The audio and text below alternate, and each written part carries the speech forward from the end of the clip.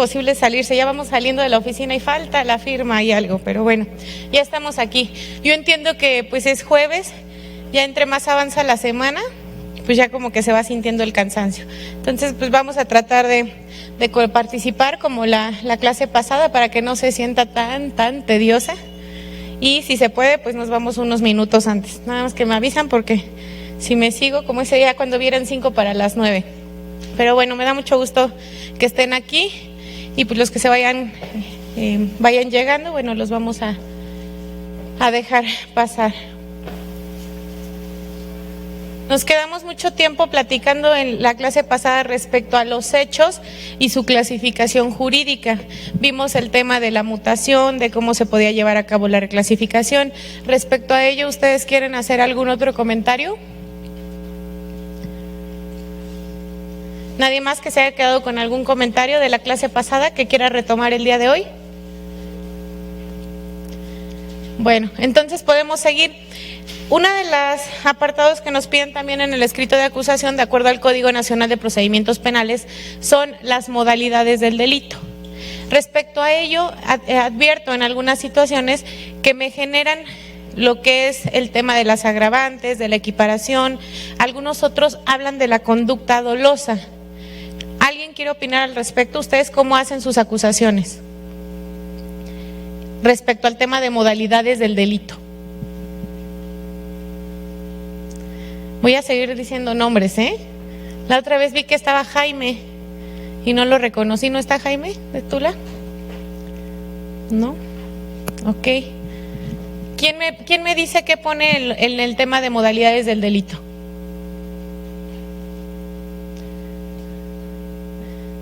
No se pasen, no alcanzo a ver ya si conozco a alguien con nombre.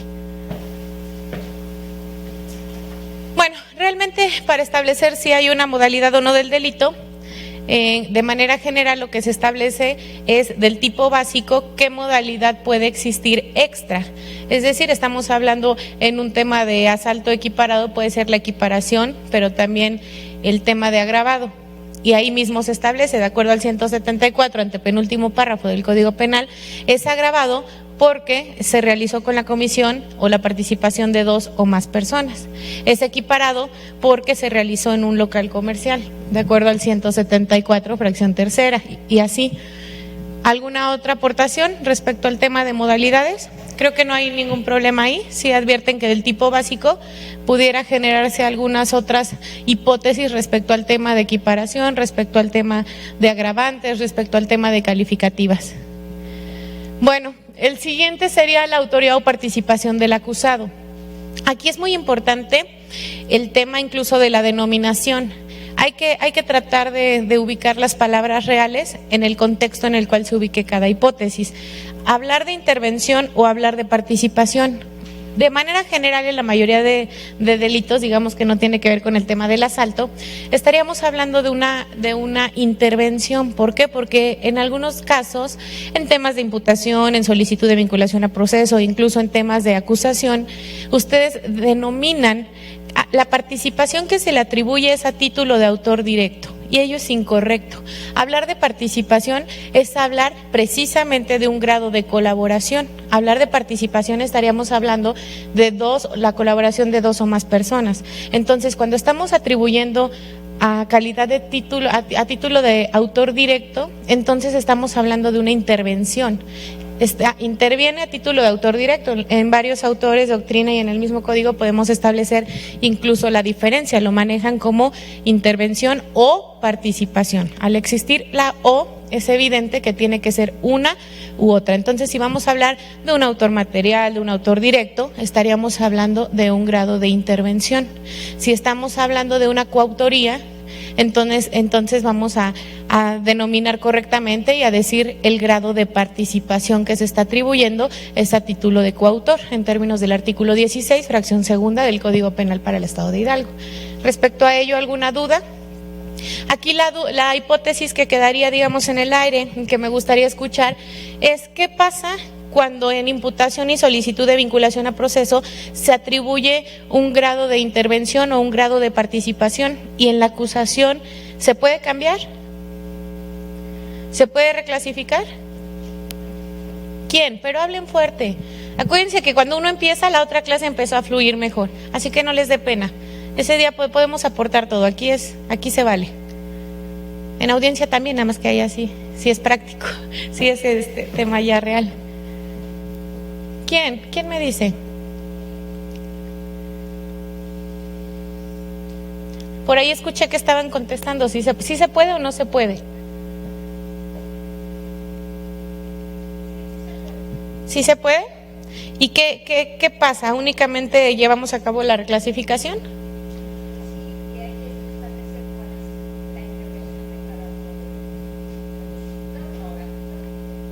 Sí, yo también creo que sí, porque finalmente aquí obviamente no se tendrían que variar en absoluto los hechos, sino derivado a lo mejor de actos de investigación que se generan dentro de la etapa de la investigación complementaria, podemos advertir precisamente que tal vez el grado de participación no fue real como se estableció. Incluso lo platicamos la clase pasada, cuando existe incluso un error del nombre que se le está atribuyendo una participación del que cuida en lugar de que el que entra con la pistola, y finalmente en la acusación se retoma esa postura y se hace la especificación. Aquí incluso he tenido la acusación en el mismo asunto que les conté de la posada que es en el centro.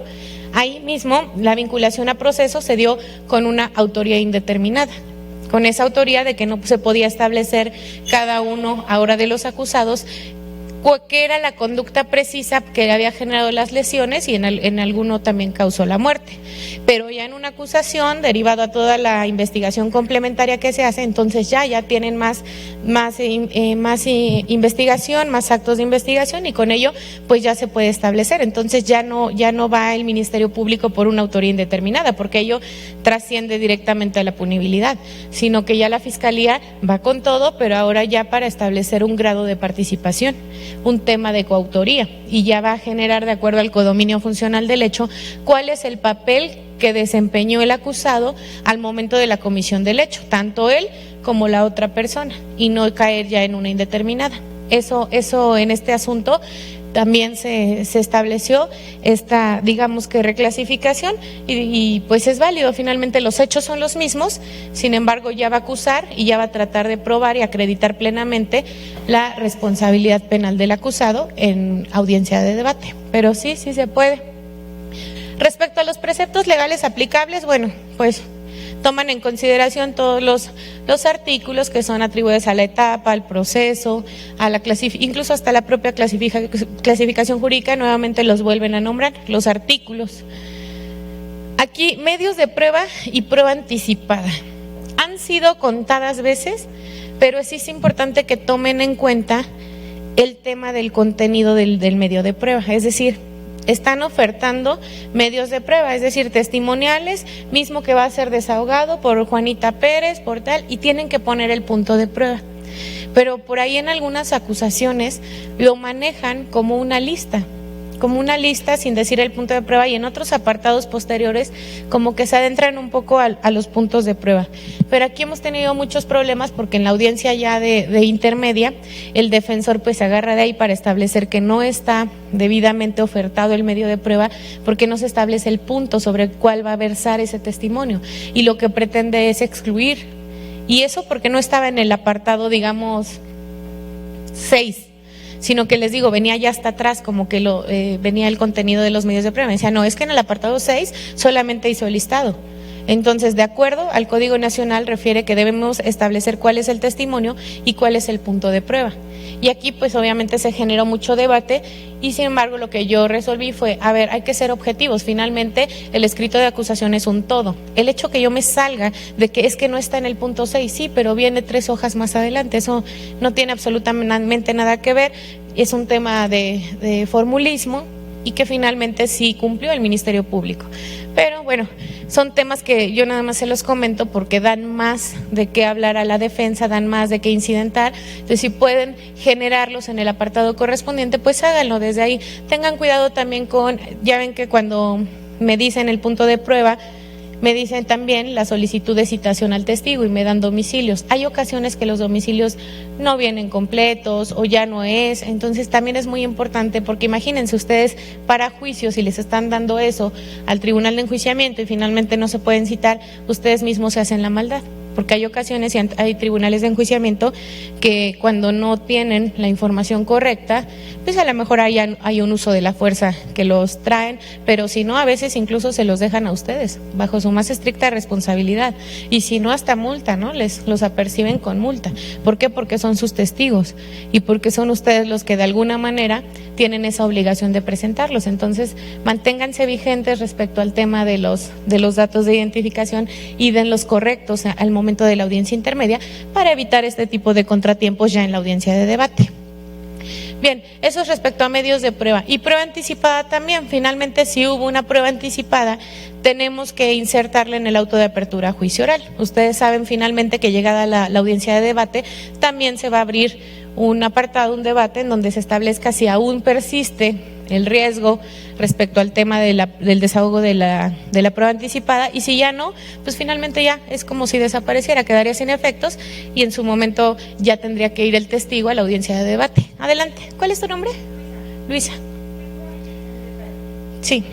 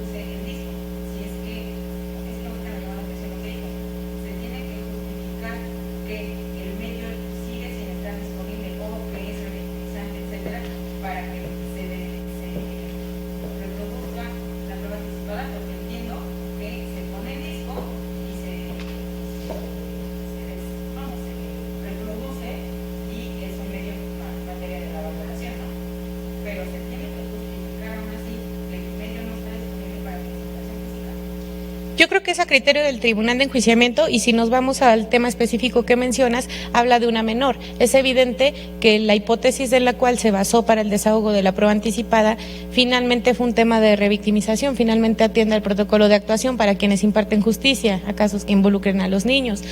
En este caso, sería el Tribunal de Enjuiciamiento. A mí se me haría ocioso entrar a debate cuando finalmente si se desahogó fue por un tema de privilegiar la salud emocional y de todo tipo del menor. Aquí a lo mejor yo me voy al punto cuando hay el riesgo de que es un extranjero, de muerte y siempre no se murió el testigo. Entonces, llegado el debate, incluso se puede abrir un incidente para establecer, oiga, ¿sabe qué? El testigo ya está aquí en México, o está aquí en Pachuca, o el testigo siempre no se murió. Entonces, ahí yo creo que sí tendría que desahogarse. Pero el punto aquí, bueno, me genera cierta duda porque yo nunca he tenido el tema de que me ofrezcan un disco como documental, cuando la prueba anticipada, ya sé que no estamos en civil, pero yo creo que sería por su propia naturaleza que al momento del desahogo tendrían que valorar el contenido del mismo. Entonces se me haría ya ocioso el hecho de que si ingresa como prueba anticipada lo tengas que ofertar como una prueba documental. No le vería el caso, porque finalmente ese sería el punto, el valorar el contenido de lo que viene en ese disco, por la propia naturaleza de una prueba anticipada. Ahí como que digo, ya no, es más, a mí yo diría que es innecesario y te excluiría el disco como documental, porque nosotros desde ese punto, nosotros ya los ponemos a disposición de las partes. Pero también en alguna ocasión me dijeron que si podía darles nuevamente el disco porque ya se iban a juicio y pues no tuve ningún problema. O sea, son temas como prácticos que yo digo, como para qué nos ponemos el pie.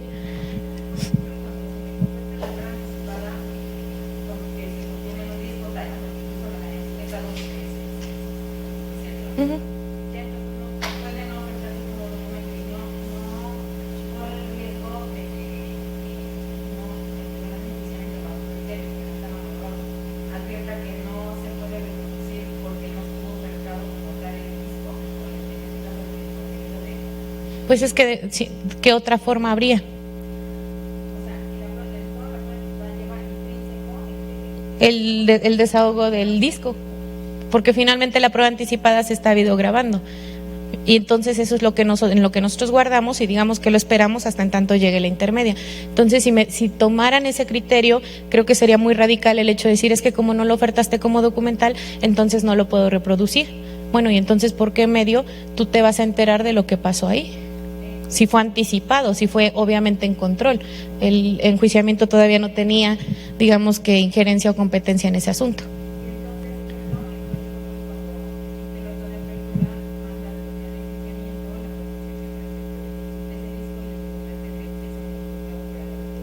No, lo correcto sería, de acuerdo al Código Nacional de Procedimientos Penales, que ustedes como partes al día de debate lleven el disco, porque finalmente en el código es claro, refieren el juez de control, como dices, de oficio, refieren, dénsele la copia a las partes. ¿Por qué? Porque queda bajo su más estricta responsabilidad llevarlo a debate. Pero en algún momento que me lo solicitaron, les digo, no sé si lo perderían o demás, me solicitaron nuevamente, ya que iba a ser el debate, una de las partes, creo el MP, oye, pásame el disco de la prueba anticipada. O sea, tampoco le dije, no, ya te lo di una vez, entonces ya no. No, o sea, finalmente se lo expedí y ya.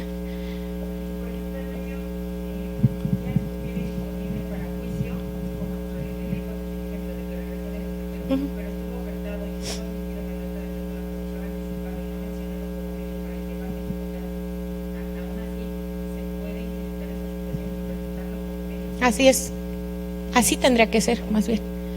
Si ya en el debate se advierte que siempre no está en el extranjero y que está aquí, entonces ya no tiene caso reproducir en un disco. Si no, vamos a privilegiar finalmente el tema de la inmediación del tribunal de enjuiciamiento y escuchar qué es lo que va a decir el testigo. Entonces ya ese disco ya no se reproduce, porque aquí está el testigo, ya no tendría caso. Sí, porque finalmente el tribunal de enjuiciamiento lo único que tiene es el auto de apertura. Y si ve el auto de apertura va a decir, que hay una prueba anticipada del testimonio de tal persona. Pero pues obviamente, ¿quién le va a hacer del conocimiento de que ya está disponible o que se genere el incidente? Pues las partes en debate. Ahí ellos es donde se van a enterar de, entonces ya está aquí en México, y entonces tendrían que resolver respecto a que ya no se tome en cuenta el disco, si lo vemos así, el desahogo del disco, pero que aquí está el testigo presente y disponible, pues mejor lo escuchamos de viva voz, y así sería. Pero con el tema del menor, te digo, como que sería ocioso. No he visto si en tribunal de enjuiciamiento nuevamente incidenten el tema de, y persiste todavía el desahogo porque finalmente ahí ya son diversos criterios que privilegian los derechos de las niñas, niños y adolescentes, y que eso no va a cambiar, o sea, no va a cambiar 6 meses después. Aquí el tema que cambiaría sería de los testigos de los testigos principalmente, que pudieran tener alguna enfermedad o que no estén aquí en el país. Eso serían como que lo más que se incidentara, y que sí pudieran estar en audiencia de debate. Pero en lo de los menores, pues ya es como que ya es una práctica más común, cuando tengo violación, abuso sexual, y ya vamos como que casi encaminados para la intermedia, la investigación complementaria o demás, pues ya solicitan el desahogo de prueba anticipada. Y más aún cuando y eso está interesante en esos criterios que se resuelven, y más aún cuando ya están en terapia psicológica. A mí lo que me decían para poder autorizar, digamos, esa prueba anticipada, la cual sí lo hice, me decían, lo que pasa es que la menor tenía 6 años, un tema así. Entonces la psicóloga, me explicaban de acuerdo a los argumentos el agente del Ministerio Público, que una vez que tienen un episodio, digamos, de violencia a los menores y son sometidos a un tratamiento de psicología, lo mejor es que lo cuenten, porque a partir de que lo cuenten, ellos ya entran en una etapa de olvido, que es una terapia. Entonces ya mediante la terapia lo que hacen es que vayan olvidando ese episodio de violencia. Entonces imagínense si ya está en una terapia psicológica y pasado un año, vamos a suponer que ya es la audiencia de debate, pues otra vez se vuelve a recordar ello. Entonces sería una regresión totalmente emocional, un tema incluso a lo mejor de revictimización, y entonces lo que se pretende con ello es, de una vez que diga, y ya que entre luego a la terapia psicológica, en la etapa que se llama el tema del olvido. Entonces, y más cuando son más pequeños, porque me explicaban también que es mucho más fácil que en una edad, que entre más pequeños, puedan generar el olvido de ese episodio mediante la terapia psicológica. Entonces lo importante es que mejor lo digan de una vez a que nos esperemos 6, 7, 8 meses, un año, que es la audiencia de debate. Es uno de los argumentos fuertes, cuando es una prueba anticipada con menores de edad respecto a un tema de carácter de violencia sexual. Sí, pero finalmente les digo, cuando llevamos la intermedia, pues aquí sí saben que somos jueces de causa, no de audiencia, porque en otros estados nos comentan que, por decir, hay un juez que se coloca un día el lunes y le dicen, te toca puras iniciales. Ah, bueno, el martes te va a tocar intermedias. El miércoles vas a desahogar acuerdos reparatorios, es decir, ellos no tienen una causa o un asunto asignado al juez, sino que incluso se van rolando. Y aquí nosotros no. Quien conoce, digamos, de la audiencia inicial es quien conoce de todas las etapas preliminares como juez de control. Es decir, si conocí inicial u orden de aprehensión, conozco la inicial, obviamente la continuación, conozco prórrogas, conozco la intermedia, hasta en tanto dicte el auto de apertura a juicio oral.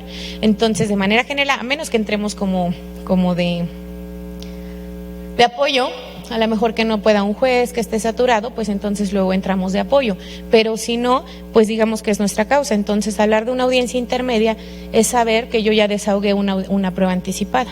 Entonces pues en la audiencia intermedia lo único que hago pues es incorporarla en el auto de apertura a juicio oral, decir, y aquí hay una prueba anticipada respecto al testimonio de tal persona, que creo que ni siquiera ya tendría caso entrar a debate si se acepta o no.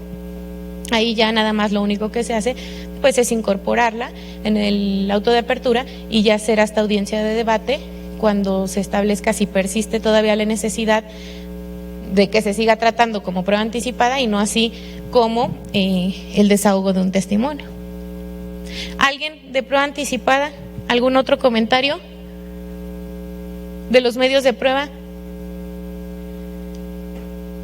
Divídanlos bien, por favor, en testimonios, en las periciales. Hay ocasiones que me ponen agentes de investigación en las periciales, porque a lo mejor realizó la inspección de un teléfono, de video, se da algo así. Yo entiendo que a lo mejor existe pues cierta experticia, incluso ustedes tienen una división de los agentes de investigación que generan el cuadro a cuadro y todo ello, pero finalmente pues no se establece como tal como un perito, sino como testigos. En documentos y en prueba material también tengan cuidado. Ahí veo que muchos ya están ofertando todo lo que son las fotografías como documental, para que puedan ser, no sé, los criterios que estén tomando el Tribunal de Enjuiciamiento para así poder aplicarlo de acuerdo al 44 del Código Nacional y que el perito pueda tener a la vista sus fotos y generar su testimonio, pero a lo mejor ellos no ven las fotos. Entonces, por eso la intención de ustedes de ofertarlos como documental para que puedan ser proyectados y en su momento incorporados y valorados por el Tribunal de Enjuiciamiento. No está mal. Yo ahí tengo pues ciertos criterios que nos han dado en algunos cursos, más respecto al tema del dictamen pericial, porque también hay una prohibición. Si vemos el dictamen pericial, finalmente forma parte de los registros de una carpeta de investigación y existe la prohibición de incorporar a juicio cualquier registro de la carpeta de investigación. Entonces, si lo ven ahí, de alguna manera se está realizando, porque finalmente esas fotos que obran en la carpeta de investigación forman parte de un dictamen pericial que está dentro de los registros y en juicio se están incorporando como documentales cuando existe la prohibición expresa de incorporar registros. Digo, se está realizando, porque acuérdense que a veces una cosa dice la ley y a veces la práctica nos vamos incluso acomodando, vamos buscando la forma, o los que somos así, de ser más prácticos. En algunas ocasiones pues yo no he aceptado, pero eso ya tiene a lo mejor algún tiempo. Ya hay defensas que ya ni entran mucho al debate. Si les acepto el testimonio del perito, ya en las fotos, que es parte del dictamen, pues ya como que no alegan mucho. Pero yo en una ocasión, ese fue un feminicidio, pero le estoy hablando en Misquiahuala, me llevé 2 días de intermedia porque estaban ofertando más de 100 medios de prueba. O sea, ya se imaginarán. Y entonces entre ellos, si había 20 dictámenes periciales, en documentales había solicitud de ingresar 20 documentales, que son las fotografías, pero en una eran 200 fotos, en uno era 150 fotos, en otro. Entonces, imagínense, como que dejan en un total incertidumbre el hecho de decir, ¿cómo? ¿Quieres proyectar 154, 200 fotos, 50 del otro dictamen? Ahí tendrían que ser más específicos y echarse más un clavado a las fotos que realmente les sirvan. Porque a mí cuando me ofertaron 200 fotografías de un dictamen pericial en materia de medicina legal respecto al tema de la necropsia, yo se los excluí, les excluí como 40 o 50, o sea, si de por sí quedaron 50 medios de prueba, yo les quité muchísimo, mucho. Y entonces, dentro de los argumentos que yo tomé, yo le dije, bueno, ¿y para qué quieres ofertar las fotografías de la necropsia? Para empezar, es un tema totalmente íntimo, y si ustedes han estado en una audiencia de debate, aun y cuando de manera general son públicas, al momento que empiezan a proyectar las fotografías de ya sea cómo quedó el cuerpo en el lugar de los hechos o un tema de necropsias que pues el cuerpo está desnudo, en ese momento lo que he advertido de algunos criterios, no sé si ya se ha unificado esa postura, es que en ese momento, antes de proyectarlas, sacan a todo el público. O sea, sacan a todo el público y explican el hecho de, bueno, si bien es cierto, la audiencia de debate es pública, en este momento se van a proyectar diversas fotografías sensibles. Entonces en este momento sale el público, las proyectan, terminan de proyectarlas y entra el público y como que les explican, miren, lo que pasa es que proyectamos las fotografías de la necropsia y por ser un tema íntimo, por respeto a la familia, por demás, pues no se generó esa exhibición. Creo que está bien, pero yo lo que sí es que excluí todas estas fotografías porque yo le decía, bueno, ¿y para qué lo quieres? No, pues es que es parte del dictamen y para el tema de que el perito en materia de medicina pueda generar el mismo y las pueda proyectar y demás. Y le dije, bueno, si las proyectan, obviamente las vas a incorporar y obviamente van a ser tomadas en consideración y valoradas por un tribunal de enjuiciamiento. Pero ¿de qué le va a servir al tribunal de enjuiciamiento ver las fotografías de la oxisa, ver los órganos cuando no somos expertos en materia de medicina? ¿No sería más fácil tomar nada más el testimonio del perito en materia de medicina, que realicen las preguntas y que se advierta cuál fue la causa de muerte? Aparte de este dictamen son 200 fotos, no tiene caso, es un acto totalmente dilatorio y así le excluí todas las fotografías de todos los dictámenes. Obviamente apeló porque era defensa particular, pero en ese momento a mí me confirmaron todas las exclusiones. O sea, porque si les digo, si eran 100, los dejé con 50, pero muchísimas cosas que realmente, si yo lo enfocaba yo como juez, yo decía, a ver, para valorar cuánto tiempo se van a aventar en lo que proyectan, a lo mejor no las 200 fotos, que también es un error, tendrían que decir ustedes, y ya hay algunos jueces que a veces sí decimos, bueno, las 20 no, dime cuáles, porque la defensa se opone. O bien su exclusión es parcial, porque me indican, bueno, es que no me estoy oponiendo como tal, pero ¿para qué quiere 50 fotos? Que diga cuáles va a necesitar y ya 50 no las puede proyectar, o sea, va a ser dilatorio. Y sí es cierto, o sea, decimos, no, 50 no, chécate, y ahí está el MP a última hora viendo cuál sí, cuál no, o sea, entonces digo, chequen realmente las fotografías que les sirve, pero de acuerdo a su teoría del caso, una fotografía que realmente se vea lo que ustedes quieren demostrar a un tribunal de enjuiciamiento, porque hay fotografías que entiendo que vienen de atrás hacia adelante y es el mismo objeto y demás, como para que todas. Entonces, para ir dando certeza, podrían ofertar incluso el número de fotografía que les va a servir, sin necesidad de agotar como que todas, que entiendo que no las incorporan todos en debate. Pero bueno, es algo que yo he visto que ya los defensores están tomando mucho en consideración y a ustedes los agarran muy desprevenidos cuando empiezan, no, pues que nos diga qué fotos, porque son muchas. Y ahí empiezan a ver, las 5 la iban pasando y ahí me van diciendo, pero digo, es un tema nada más para que chequen, porque hay dictámenes que tienen muchísimas fotografías y de aquí a que analizan en plena audiencia, o le van a hacer como una de sus compañeras que, oiga, ya, por favor, no venga aquí a revisar lo que va a hacer. Pues en el código no hay en ningún apartado que nos diga cuánto tiempo nos podemos tardar. No, pero no se pasen, o sea, también, no. Como que ahí van a ver como que qué les sirve y qué no, pues no. Híjole, hasta se rieron algunos, ya saben quién. Adelante.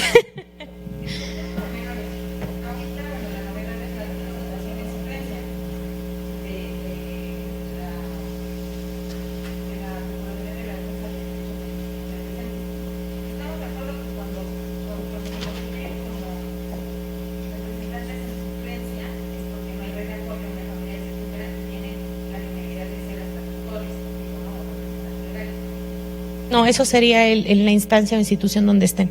Los tutores no son representantes coadyuvantes.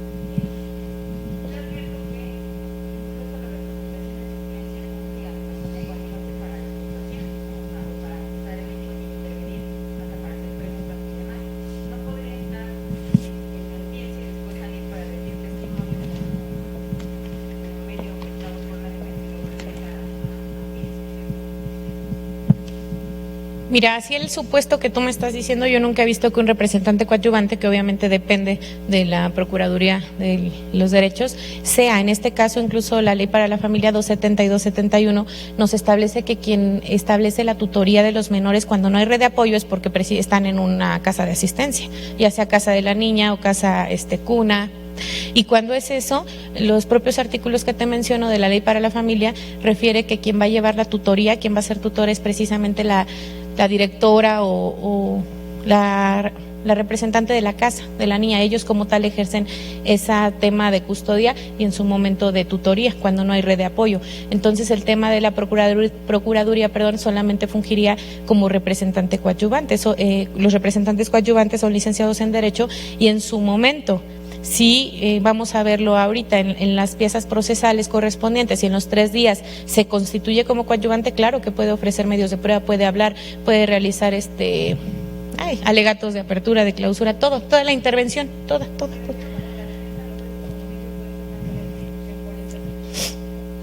No como tal, porque incluso es lo que pasa con las víctimas, si lo vemos así, las víctimas siempre van a estar ofertados como testimonio. Y ellos finalmente, en su momento, pues están presentes al principio de que empieza la audiencia de debate, ya que se ve que se va a aperturar, si lo sacan los que van a ser testigos. A lo mejor le podrían dar la intervención de que inicie con sus alegatos y posterior que se salga. No sé, es que ya tendría que ser eso de tribunal de enjuiciamiento, porque los criterios van a variar. O sea, yo te podría decir que sería como un tema de mecánica de la audiencia. Yo diría, pues va a ser testimonio, pero pues también puede dar sus alegatos. Yo sí dejaría que diera sus alegatos y en su momento, pues que fuera la primera eso sí pediría, que fuera la primera que declara, porque realmente la prohibición para los que están ahí es de que no escuchen, ¿no? Antes que no escuchen los primeros testimonios, y ya es como un tema ya muy normal que el tribunal de enjuiciamiento te dice, bueno, la víctima además, pues que sea la primera para que ella pueda estar, porque como lo sacan, pues que sea el primero que declara y que ella pueda estar en todo. Pero si lo vemos prácticamente, pues yo sí permitiría que diera sus alegatos. Y ya después, pues, ya fuera el primer testimonio, eso sí. Pero sí ya es un tema como total de criterio. Pues cuando es colegiado, pues 3 se tienen que poner de acuerdo. Cuando es unitario, pues ya él solito decidirá. Porque sí hay ocasiones que nos generan alguna incidencia que implica en el tema de la practicidad de la audiencia o incluso de cómo vas tú haciéndolo, como en audiencias intermedias. Tú dices, a ver, primero esto y esto y esto, pero que si primero es como si te meten como una incidencia desde antes, podrías decir, ahorita lo checo, pero pues si lo hacen en ese momento, pues resuélvelo, el orden en la inicial sí, pero aquí por decir el orden de las incidencias, digamos que no alteraría. Eso es lo que yo pensaría respecto a ese tema. Pero te digo, como tal, representantes de los menores, como tutores, no.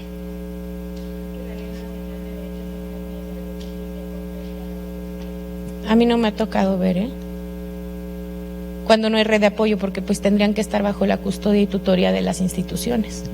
Claro, es que a lo que se refiere esa representación en suplencia, tienen que velar totalmente por los derechos e incluso ellos tienen que hacer acciones ante el juez familiar para ver a eso es a lo que se refiere, no a un tema penal. Bueno, sí van, pero como coadyuvantes. Ahí lo que se refiere es que la representación coadyuvante tiene que generar todas las acciones para el bienestar del menor y en su momento tiene que acudir incluso ante el juez familiar para iniciar el juicio y en su momento ver cómo va a quedar la situación de ese menor. a eso a lo mejor es el tema de la representación, que vaya realmente en representación en un tema de índole familiar. Y aquí también, finalmente es representante coadyuvante. Pero sí, cuando hay instancias, creo que sí tendríamos que atender a la ley para la familia. Sí, luego hay leyes nacionales en donde establece diversas figuras, pero que prácticamente no las llevamos. ¿Qué pasa con la Ley General de Víctimas? Nos dice que nosotros tenemos la obligación de otorgar un asesor jurídico gratuito a las víctimas. Y antes ni había. Ahora creo ya hay 2. Pero antes, que a mí sí me lo llegaron a pedir. Y yo dije, bueno, o sea, sí es cierto, la Ley General de Víctimas establece que tú tienes derecho a tener un asesor jurídico, como los imputados, una defensa pública, tú un asesor jurídico gratuito, pero ¿yo de dónde te lo saco? O sea, finalmente nosotros como jueces, el argumento que se toma es de que no podemos estar obligados a lo imposible. O sea, si el Estado no te da las herramientas materiales para poder ejercer los derechos que te dan diversas legislaciones, pues uno no lo puede hacer. Ya en la actualidad, a raíz de que muchos víctimas o ya estaban asesorados o defensores, o se generaba, digamos, la petición, y que nosotros nos quedábamos de, híjole, sí tienes derecho, pero no hay de dónde. O sea, no te puedo otorgar uno porque no hay de las instituciones públicas alguien. Entonces ahí es cuando se crea la figura en el Instituto de la Defensoría Pública. Ya hay asesores jurídicos también en el tema, pero bueno, yo he visto 2. Ahorita no sé si ya haya 3, 4, no sé. Entonces finalmente yo no puedo estarles asignado, pero sí les voy a decir que hay asuntos que están complejos, que yo veo que la víctima sí requiere un asesoramiento mayor que el de ustedes, y entonces yo sí designo asesor jurídico gratuito, pero también me limito a las herramientas que tenemos. Es decir, si tenemos 2, 3, pues no les voy a como en defensoría pública, ¿no? Que a cualquier imputado se le da defensoría. ¿Qué pasó, Armando? No, mencionaba que tengo conocimiento que ya son 5 asesores. Ah, órale, yo me quedé en 2 o 3. Sí, no, es que te digo, yo empecé con 2 y en un asunto muy, muy delicado. Entonces ahí conocí a las 2 asesoras jurídicas, porque era Brenda y otra, una chinita. Y de ahí, pues entonces ya son 5, pero imagínense 5 para todo el Estado. Y si nosotros como jueces nos podemos así, o sea, finalmente, pues sí, la legislación lo dice, pero a veces tenemos que estar un poquito atados de manos de acuerdo a las herramientas que nosotros tenemos aquí. Pero sí, ¿alguien más respecto a medios de prueba y prueba anticipada? ¿Alguna duda que tengan de ello? ¿Algún comentario? Adelante. ¿Cuál es tu nombre? María Eugenia.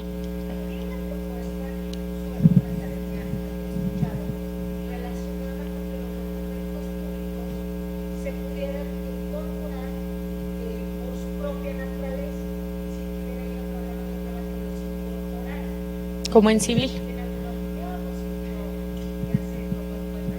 Lo que pasa es que yo creo que eso ya iría a implicar un tema del sistema de justicia que en el que estamos, porque aquí en este sistema no existe la diferencia de documento público y documento privado, como cuando estábamos en el Código de Procedimientos Penales, que incluso era un tema de tasación de valoración, ¿no? De acuerdo al 223 del Código de Procedimientos Penales, era valor de indicios y era documento privado, y de acuerdo al 224 era valor pleno si era un documento público. Pero ya en la actualidad este sistema ya no existe la diferencia de público-privado, sino que realmente lo que se valora es el contenido. Incluso, y bueno, yo creo que es un tema ya de chip de decir, bueno, pero si la autoridad lo emitió, pues hay que darle valor, pero también se puede poner en entredicho lo que genere un documento que nosotros conocemos como público, que es el expedido por un servidor público en funciones. Yo creo que en este sistema la defensa podría poner en entredicho lo que se dice, porque no me van a dejar mentir que hay documentos públicos, incluso con fe, que realmente lo que dice el contenido como tal del documento no es cierto, o está a conveniencia del que pagó. Entonces aquí ya no vamos por el documento, ya aquí lo que se valora realmente es el contenido del mismo. Entonces el hecho de establecer nuevamente de si es documento público y que se incorpore por su previa y especial naturaleza, para empezar, eso es un tema de civil, que creo que no atendería materia penal, y por otro lado creo que estaríamos entonces limitando o bien retrocediendo un poco, porque finalmente el sello que te da un servidor público pues no garantiza el contenido, la información que se obtiene en muchos aspectos, ¿no?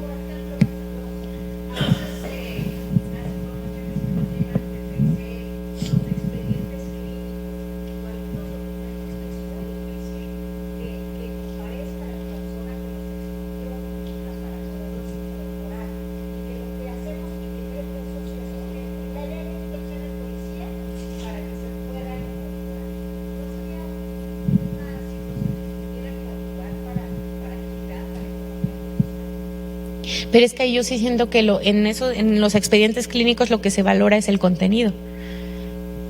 Entonces ahí ya no entendí cómo, o sea, que no sea a través del testimonio, que solamente se diga en el auto de apertura, ya te entendí, que solamente se diga en el auto de apertura, se ofertó y se admitió el documento consistente en un expediente clínico. Bueno, ya no hay necesidad del desahogo de un testimonio para incorporar ese documento. Es que lo que pasa es que como dijiste que ya por su previa y especial. Pero es que acuérdense que nosotros no podemos tener a la vista. Bueno, ya hay jurisprudencia en donde les explico ahorita. Como tal, si no lo incorporan, si no le dice la información que deviene de ese documento al tribunal de enjuiciamiento, ¿qué tendríamos que hacer? Pues leerlo nosotros mismos, ¿no? Entonces yo creo que ahí sí ya rompería un poco el esquema de que nosotros, en su momento, prohibido tener acceso a un tema de registro. Porque si finalmente los del tribunal de enjuiciamiento no tienen como tal el documento, sino que el mismo testigo les está informando el contenido, que es lo que valoran. Y si no hay ese testigo que les informe el contenido, entonces van a decir, es como si dijeran el Ministerio Público, tribunal, y aquí le dejo el documento, o sea, ya para que después lo lea y lo valore. Entonces como que siento que regresaríamos un poco, aunque ahora ya hay es jurisprudencia, en donde se refiere que si bien es cierto nosotros tenemos la prohibición de tener acceso a los registros, en su momento, yo ya lo había hecho, contigo lo hice, hace 2 años, y apenas salió, bueno, no sé cuánto tiene el criterio, la verdad, pero sí lo vi, en el que dice, bueno, cuando el Ministerio Público diga que ahí dice rojo y la defensa dice azul, y yo le decía, a ver, ¿cómo si están hablando de lo mismo? Díganme la verdad, ¿a quién les creo? No, es que en serio dice rojo el Ministerio Público y la defensa no, dice azul. Entonces imagínense, nosotros decimos a quién le creo, qué es lo que realmente dice si no puedo tener acceso al registro. En ese momento el ejercicio que se genera es el hecho de, a ver, ven Ministerio Público, a ver, ven y a ver, enséñenme. Ahí, cuando hay una contrariedad que no puede ser superada de alguna forma, incluso en algunos hasta lo se ha percibido de alguien me está mintiendo y ahorita que me dé cuenta, ahorita les voy a una multa, porque oiga, no es posible, hasta les digo, no se vale, o sea, ustedes saben que yo no tengo acceso al registro y que no me digan la verdad, es obvio que alguien está mintiendo, alguien, y ya cuando se acercan, es como que digamos la posibilidad que nosotros podemos tener el acceso al registro, a ver, enséñenme. Y ya es cuando me enseñan. De ahí deviene la jurisprudencia, que cuando hay un tema de contrariedad entre las partes, entonces nosotros si vemos la necesidad de que nos pongan a la vista un registro para, digamos, superar el chisme que nos están diciendo, entonces es ahí en donde nosotros sí podemos tener acceso al registro. Pero como tal, el hecho de ten todo el expediente clínico, creo que ahí sí ya como que vendría en retroceso precisamente con esa no acceso nosotros y esa de alguna manera imparcialidad, porque hay ocasiones en que si revisas como en el anterior sistema, te vas creando ya como que una convicción o no respecto a un lado, es decir, no sí o no. Entonces ahí también tiene mucho que ver el tema de valorar y privilegiar el tema de la litigación. Porque hay ocasiones que hay muchísima información en su carpeta, pero ¿qué creen? Que no lograron obtenerla, ya sea ustedes o ya sea la defensa. No lograron que el tribunal de enjuiciamiento supiera absolutamente todo, porque no lo supieron hacer por temas o ejercicios de litigación. Entonces eso pasa también con y quedaría en desventaja yo creo que un poco la defensa, el hecho de, digamos que salvarle un poquito ese trabajo al Ministerio Público de, ya no te preocupes en dar en tu interrogatorio de querer sacar la información de lo que te interesa del expediente clínico. Échamelo ya, yo lo valoro, yo checo todo. Entonces, sí, ahí, si lo vemos, hay mucha información limitada, tanto para el Ministerio Público como para la defensa, de acuerdo a la capacidad de raciocinio en el momento de generar tanto interrogatorio como contrainterrogatorio por parte de la defensa y después el reinterrogatorio. Es decir, de la información que obtiene y que va a escuchar el tribunal de enjuiciamiento. Porque hay ocasiones, y que se los digo, que se han generado fallos absolutorios teniendo todo en su carpeta para generar un fallo condenatorio. Pero eso ya también es un tema de litigación de ustedes, o bien de la defensa, depende de quién sea el testimonio. Entonces ahí ya romperíamos, yo creo que un poquito con el tema hasta de la imparcialidad. porque ya se estaría como ayudando, ya sea el MP o ya sea la defensa, si él ofrece un expediente clínico, pues que me diga qué información, que trate de sacar de un testigo la información que quiere que yo sepa de ese documento. Sí, yo creo que no sería tan viable, porque si no ya estaríamos regresando al otro de te voy dando y entonces tú ya estás llegando.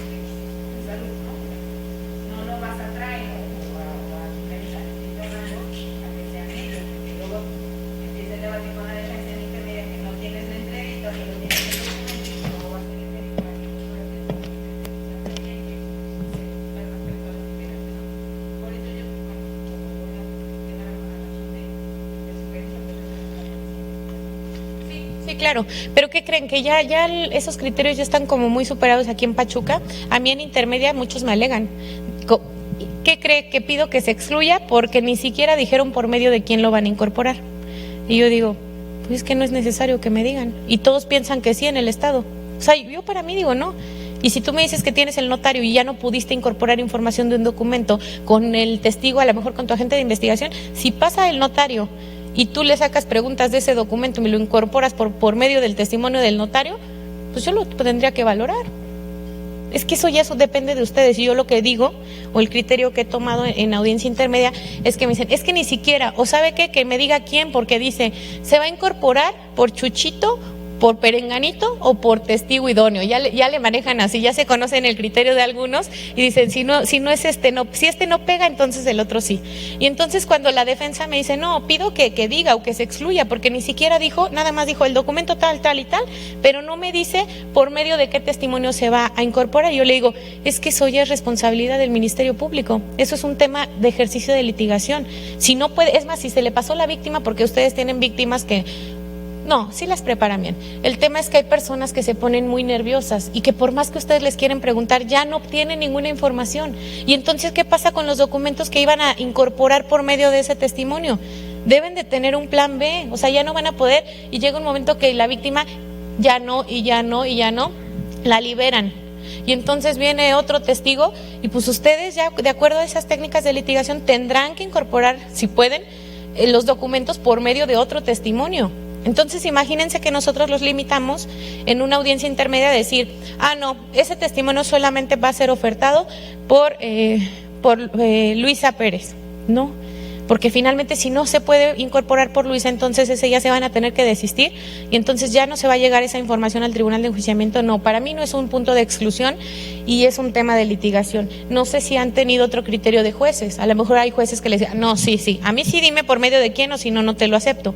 Pues yo digo, bueno, es que aquí lo que estamos aceptando es de acuerdo al 346. No entiendo que sea uno de los efectos dilatorios, no se recabó con violación a derechos fundamentales, no se declaró nulo, no se recabó en contravención a alguna formalidad del código, que son los únicos puntos de exclusión de acuerdo al 346. Entonces, ¿por qué lo voy a excluir? Porque me diga, porque no me diga por qué persona, por qué testimonio lo va a incorporar. Yo creo que es como, no absurdo, porque bueno, es un criterio válido, pero pues veo que no encuadra en ningún supuesto de exclusión. Entonces, incluso le digo, ¿no sabe por quién lo va a incorporar? Y el MP nada más salta sus ojos. No hay problema, yo se lo acepto y ya usted ve en audiencia de debate por medio de qué testigo. Y también les dejo su Chuchita, perenganita o testigo idóneo. Digo, pues si no puede con ninguno de los dos, pues hay que se agarren a otro, ¿no? A ver si lo pueden incorporar. Pero eso ya es un tema, yo creo que ya de litigación en materia de debate. Pero de ello, ¿quién opina diferente? Y aquí sí se vale, porque todos sí están pensando algo o sí han tenido alguna experiencia al respecto. Ándele, Gibón, ya te vi hasta allá. Ándale, pero ¿qué tal cuando me vas a solicitar tus órdenes horribles? Ahí sí bien que hablas.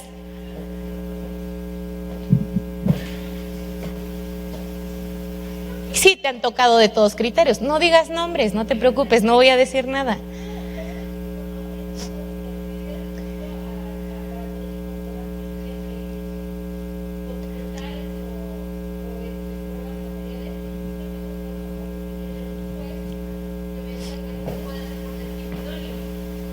Y en tribunal de enjuiciamiento también vas a juicio. ¿Ahí qué dicen? Me imagino que se abre en debate. Ahí tendríamos que saber qué dice el tribunal de enjuiciamiento. Si debe de decirse en el por quién, y si no fue por ese, entonces ya no se va a permitir que por otro. ¿Cómo, qué dicen los jueces?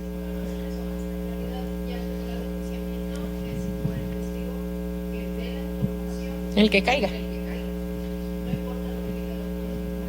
Ah, exactamente. Es más, vámonos a otro supuesto más extremo, que yo sea la mejor más radical, más cuadrada y que diga, no, a mí sí dime en intermedia, a mí sí dime por quién. Ah, va a ser por Chuchito, nada más por él, y si no, no se va a poder. Pues ya lo que, pues eso ya no va a ser de mi competencia, pero ahí sí puedo decir, ¿no? Bueno, en el auto de apertura voy a poner que si no es por él, por nadie más. Pues los del tribunal van a hacer finalmente lo que quieran. Imagínense, si no se pudo incorporar por él y me están diciendo que finalmente aceptan que sea por cualquiera. Entonces sí hablamos de un criterio a lo mejor que sale de lo jurídico y que ya se va a la practicidad y al tema de litigación. O sea, lo jurídico es, dime el contenido, dime tu documento y que no haya sido recabado en contravención al 346, punto. Con eso te lo acepto. Y ya como lo incorpores, pues ya es tu problema, ¿no? ¿Quién más alguien más? Adelante. ¿Tu nombre? Ay, ya llegaste. Tú, la verdad. ¿Y por qué hace ratito que pregunté no levantaste o no habías llegado o te hiciste el oxiso? Bueno.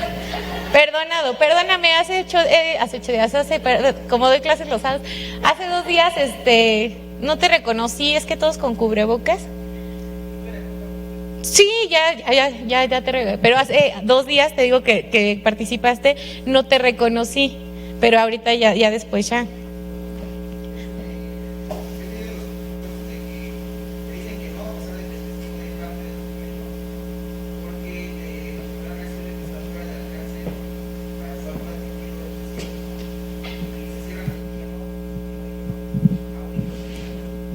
En Tula. ¿A poco? Ay, no, ya estuve en Actopan con 10 a 12 audiencias diarias, no, ya no. No, pues ya sé que está igual. Por eso te digo, ya en Actopan tuvimos eso, ¿sí, no, Jaime? 10, 12, y Said todavía le tocó. Y allá dicen que están igual, ya sé.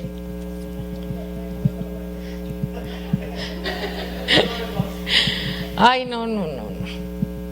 Y es que sí, ya de verdad cuando eran 10 audiencias ya parecía mercado. Los que siguen, pero por eso yo aprendí, en Actopan, por eso yo aprendí a ser muy rápida. O sea, yo una inicial de narco, vinculación y suspensión la hago en 15, 20 minutos. O sea, toda. Porque realmente, pues no, así yo Chío. Ay, no. Perdóname, es que vi Chinita.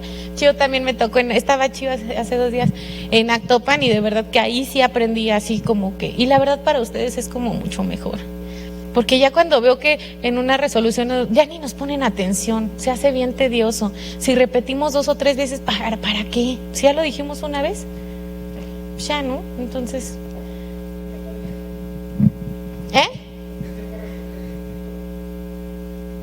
pues sí, porque lo tienes más fresco. Pero a veces, bueno, sí, y ahí depende de la defensa, ¿no? A lo mejor el criterio que tenga si va a ofertar medios o datos, o si es particular y les diga a sus imputados, son 2 audiencias, entonces por cada una son 10,000. Adelante.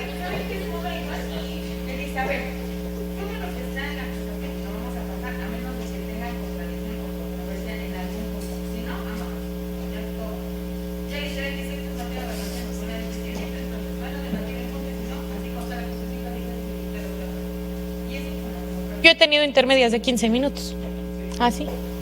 O sea, a lo mejor no llego directamente así, pero sí voy limitándose a como de, bueno, ya tenemos la acusación por escrito, entonces MP, pues el artículo 344 dice que tiene que hacer en esta oral, porque pues esa ya fue la escrita, en esta fase oral, su acusación resumida, MP. Se quiere echar hasta todo, hasta creo que hasta los anexos que ponen ahí de los dictámenes periciales. Le digo, y no me diga sus puntos de prueba, nada más dígame su acusación, los hechos, su clasificación jurídica, y me dice, de testimonios oferté a Chuchita Perganita, así, no me diga nada más. Entonces, pues así es más rápido. Después de eso les digo, incidencias, no, acuerdos probatorios, no, prueba anticipada, no. Y ya cuando veo que el defensor o es público, así, oiga, ¿y va a excluir alguno? No, ninguno. Se tienen por admitidos todos los que se establezcan en el escrito de acusación, pero depende del asunto, también le tenemos que ir midiendo.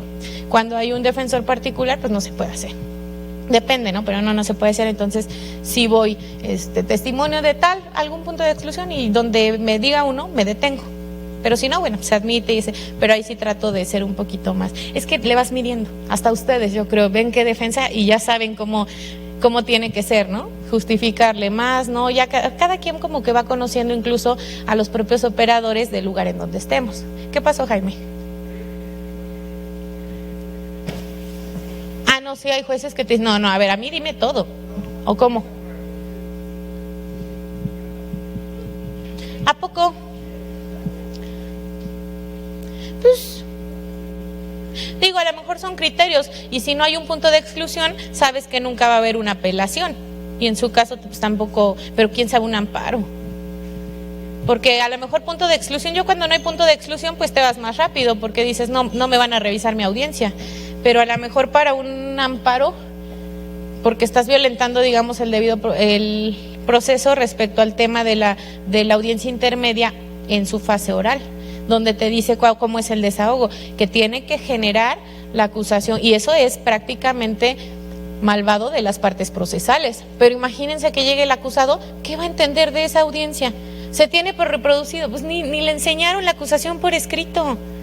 O sea, yo creo que sí es necesario que le digas, mira, esta audiencia es para que se oferten medios de prueba, te van a decir los hechos que van a ser materia de juicio, escúchalos y vas a ver a quién van a ofrecer para que vaya a tu juicio, porque si llegan y por reproducido vámonos, va a decir el acusado, ¿y ahora?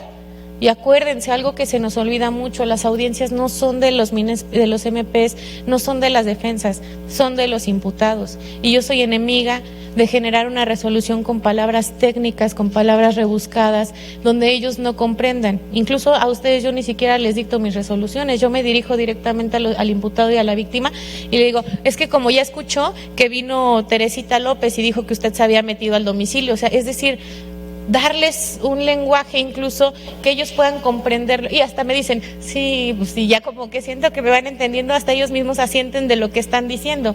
Entonces imagínense tener una audiencia así que ¿cuántos importancia le di al principio de esta exposición? La importancia, el juicio, y que llegues y que el acusado no sepa ni qué onda. Imagínense, ¿qué pasó ahí?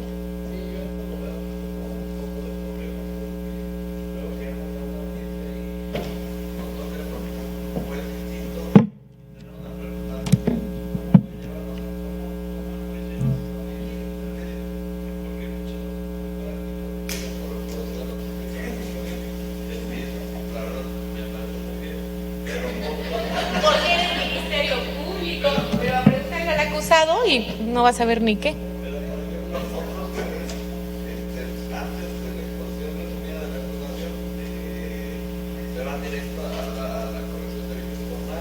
¿Poco?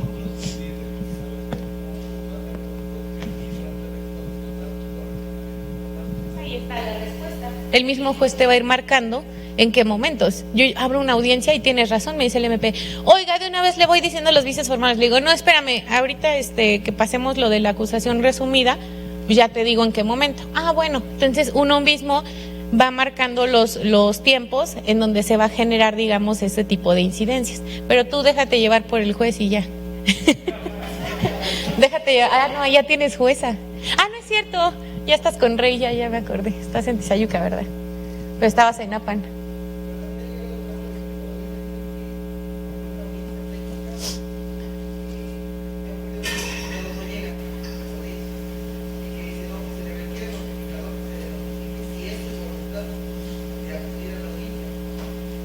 Pues si es intermedia, ella tenía la obligación de ir, que si es su voluntad o no. Pues te voy a decir los dos criterios que se pueden hacer, y uno ahí sí se basa en lo que solicite el MP. Yo he tenido intermedias en donde, que pregúntenle si quiere venir o no. No, intermedia, debidamente citado, sustracción de la acción de la justicia y orden de aprehensión, para que al momento en que la ejecuten se desahogue la intermedia. ¿Cuál es el otro supuesto? Pero es que eso no lo marcan ustedes, yo eso tampoco lo puedo generar de oficio. ¿Y cuál es el otro supuesto? Hay MPs que me dicen, no, pues ¿cómo ve? No vino, y si no justificó, pues hay que llevarla, finalmente no es parte técnica, pues como quieras la llevamos. Son las dos cuestiones que se pueden generar.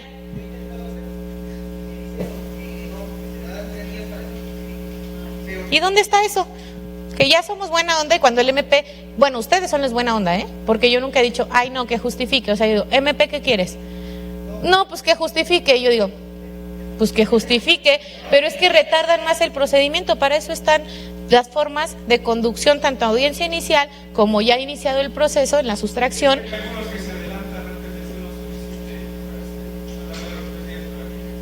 ¿Los jueces? Ay no, a mí no me gusta hacer eso.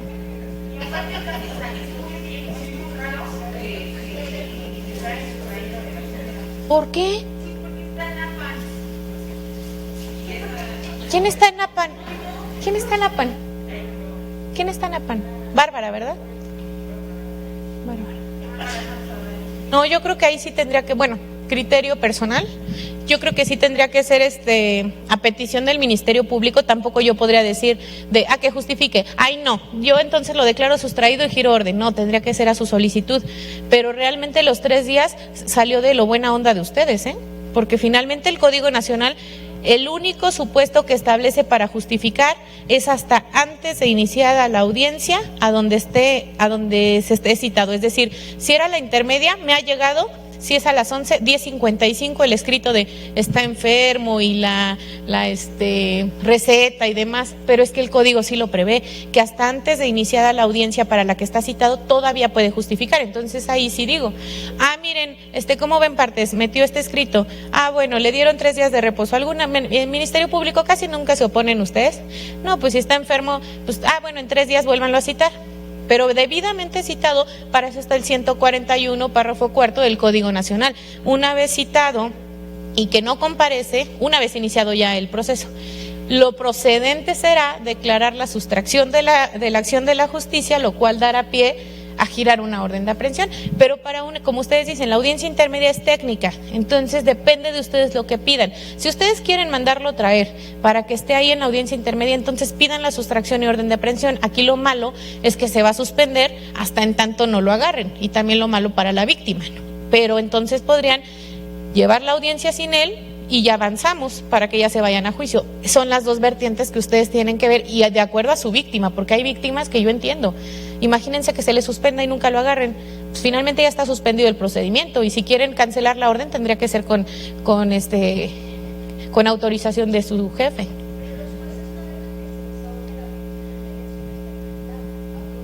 ¿En dónde? Porque aquí sí. Aquí sí, yo he visto muchas audiencias que se desahogan sin el acusado. Yo he visto muchas audiencias que incluso yo las he desahogado, porque ahorita vamos a ver el artículo que dice, la presencia indispensable es del MP, asesor, defensa y juez, porque es una audiencia técnica. De hecho, los tenemos como muñecos, iba a decir monigotes, como muñecos, porque hasta yo les digo, porque ellos no entienden, y yo les explico y les digo, mira, víctima, mira, acusado, no les voy a dar en ningún momento el uso de la voz porque esta audiencia es técnica, pero no crean que les voy a violentar su derecho. Lo que pasa es que por ustedes va a hablar el asesor y el Ministerio Público, y de usted, señor acusado, va a hablar su defensa. Entonces no les voy a dar les aviso, ¿no? Y ya me dicen, bueno, pero pues ahí están sentados todo el tiempo. Lo que sí se me haría indispensable la presencia del acusado para generar acuerdos probatorios, porque aquí estamos en un error cuando los jueces damos el uso de la voz al MP y defensa para ver si se pusieron de acuerdo en algún acuerdo probatorio, y realmente no. Los acuerdos probatorios se realizan entre el Ministerio Público y el acusado, obviamente con asesoramiento de la defensa, pero si no está el acusado, entonces a mi punto de vista no podría existir algún acuerdo probatorio.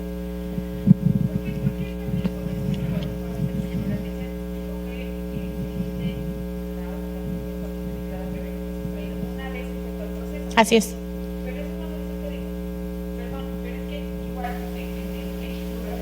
Lo que pasa es que es interpretación. 141, formas de conducción para audiencia inicial. Es fracción primera, citación. Fracción segunda, orden de comparecencia. Fracción tercera, orden de aprehensión. Para audiencia inicial, es decir, la primera vez que lo vas a citar, tienes un orden.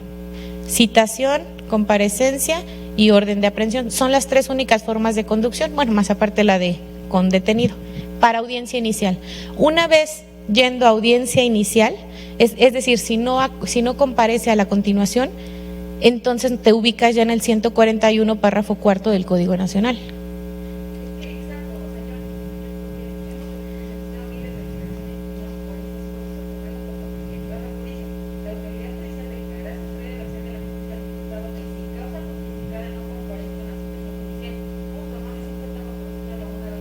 ¿Y qué dice al principio del artículo? Sí, al principio.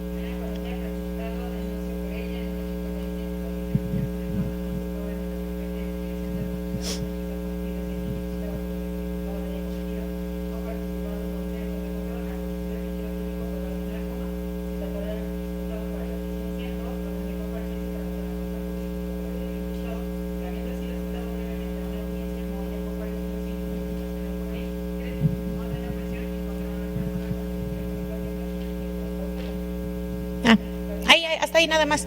Derivado a esa, digamos, laguna, hay una interpretación en tesis que dice: cuando sea audiencia inicial, tendrá que agotarse los tres hipótesis del 141, citación, comparecencia y después al final la orden de aprehensión para la audiencia inicial.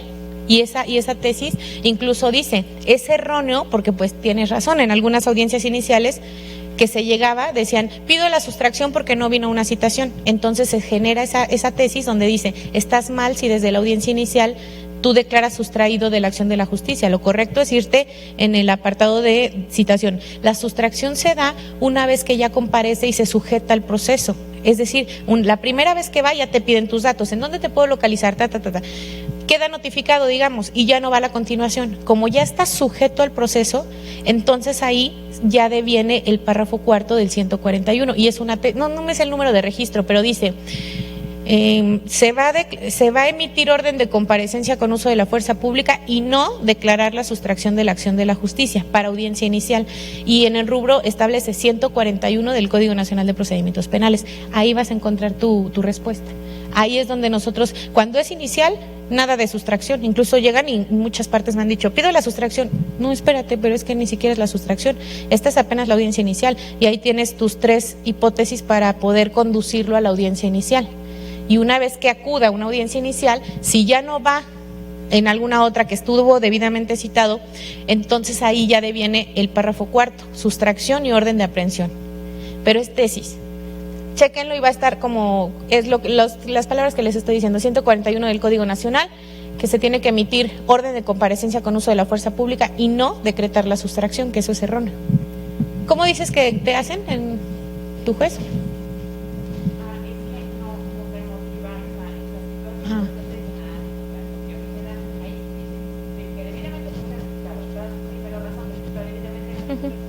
Sí, se podría presentar.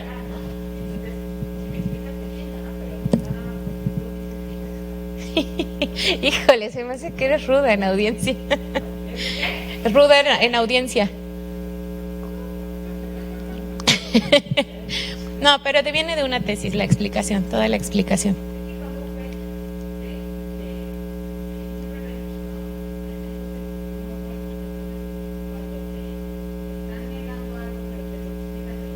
Hasta te convencen, ¿verdad? Hasta aprendes, ¿no? O sea, y dices, gracias, de verdad, no me llaman, o sea, por ejemplo, ¿no? O sea, si te me hacen pero te lo explica, ¿no? De que el diputado, exacto, te entiende perfecto, ¿no? Pero que te manden nada más atrás de porque yo lo digo y sin fundamento, no digo ni nada.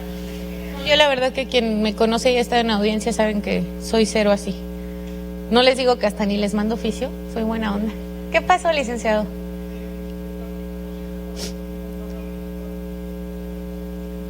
¿Sí?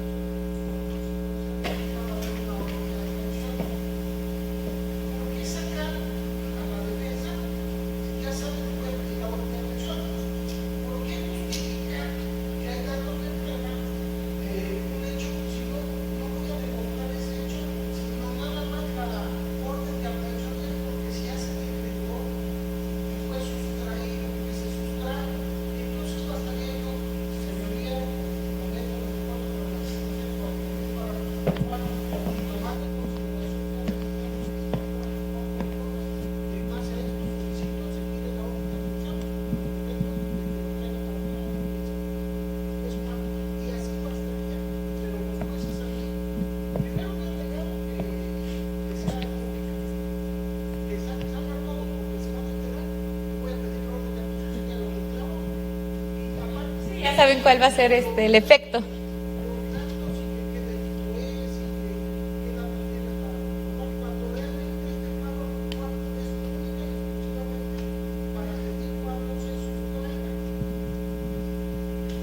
Yo le voy a decir mi criterio. 143 del Código Nacional nos establece que cuando se solicita una orden de aprehensión, la audiencia tiene que ser privada. Ahí está el fundamento. Entonces, aun y cuando sea una sustracción y ya sepan, pues se refiere que cuando pidan la orden de aprehensión, tiene que ser audiencia privada. Eso sería el primero. Yo entiendo que ya saben, o sea, la defensa ya está. No, es que yo me opongo, que le digo, a ver, espérame, es una solicitud del MP, entonces no sabe si la voy a dar o no, casi, y ya salen como hasta enojados, ¿no? Pero bueno, eso lo entiendo en un tema práctico.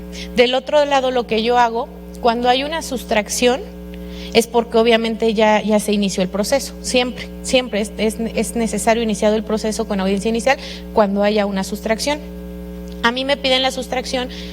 Sí, soy de las que saco a la defensa porque considero que la petición debe de ser a puerta cerrada, aunque me tarde un minuto.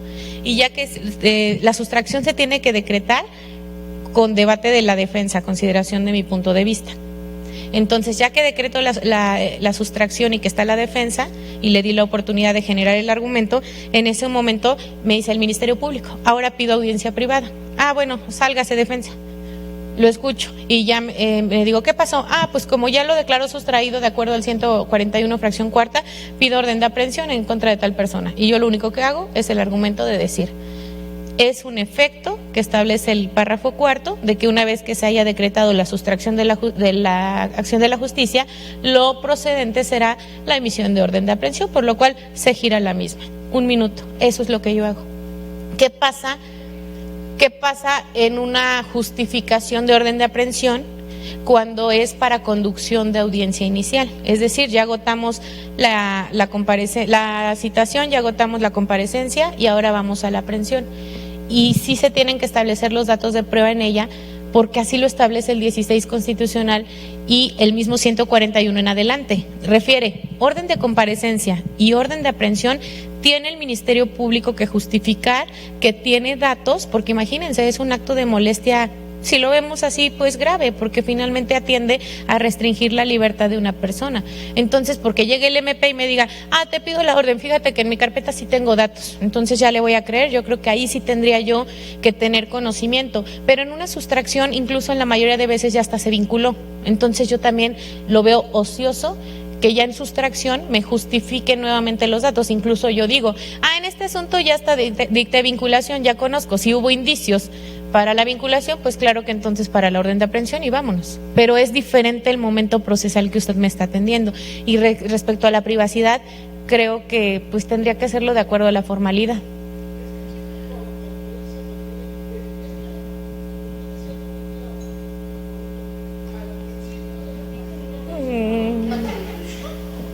Al principio. Sí.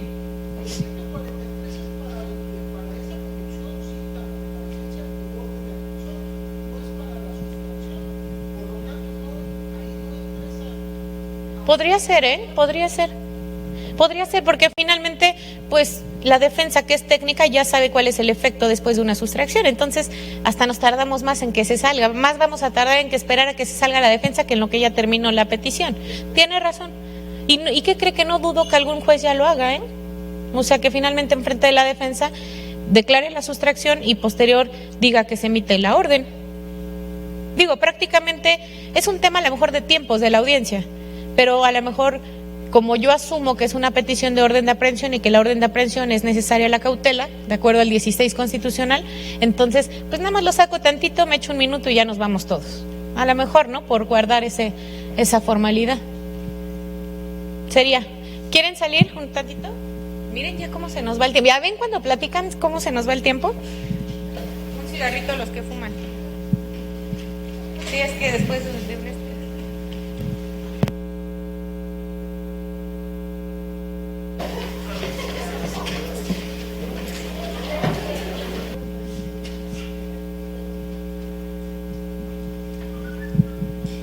Bueno, pues vamos a seguir con el tema de la audiencia intermedia, específicamente del contenido de la acusación.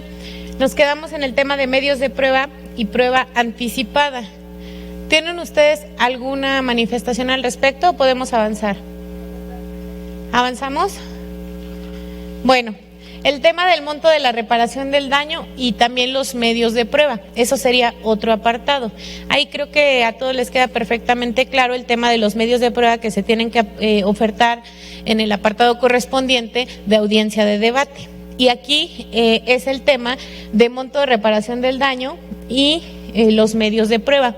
Ahí únicamente el comentario que podría tener es el por qué ofertan a veces los mismos medios de prueba en audiencia de debate cuando ni siquiera es el caso, o a veces a lo mejor el contenido del medio de prueba pudiera servir, hablando en un tema a lo mejor de lesiones o demás, algunas recetas, algunos tickets para audiencia de debate, para acreditar que realmente hubo un daño y que tuvo una atención médica.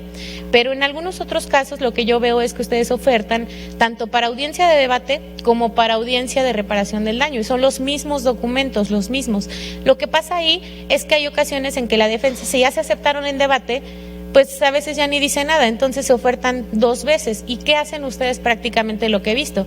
Llegan a audiencia de reparación e individualización de sanciones e incluso se desisten de los mismos, porque finalmente, de acuerdo a la adquisición de prueba, ustedes pueden atraer la información obtenida del debate, lo pueden atraer al tema de la reparación del daño. ¿Por qué? Porque lo que nos comentaba la compañera, finalmente ya se incorporó a todo lo que es el juicio y ya tendrá que ser valorado. Entonces, en sus alegatos de apertura y de clausura, ya en la audiencia de reparación de daño, pueden atender precisamente a los documentos que se incorporaron en una audiencia de debate. Cuando ha pasado eso y que la defensa incluso menciona que ya es ocioso, es dilatorio de acuerdo a la sobreabundancia, yo sí los excluyo en ocasiones, porque digo, bueno, finalmente ya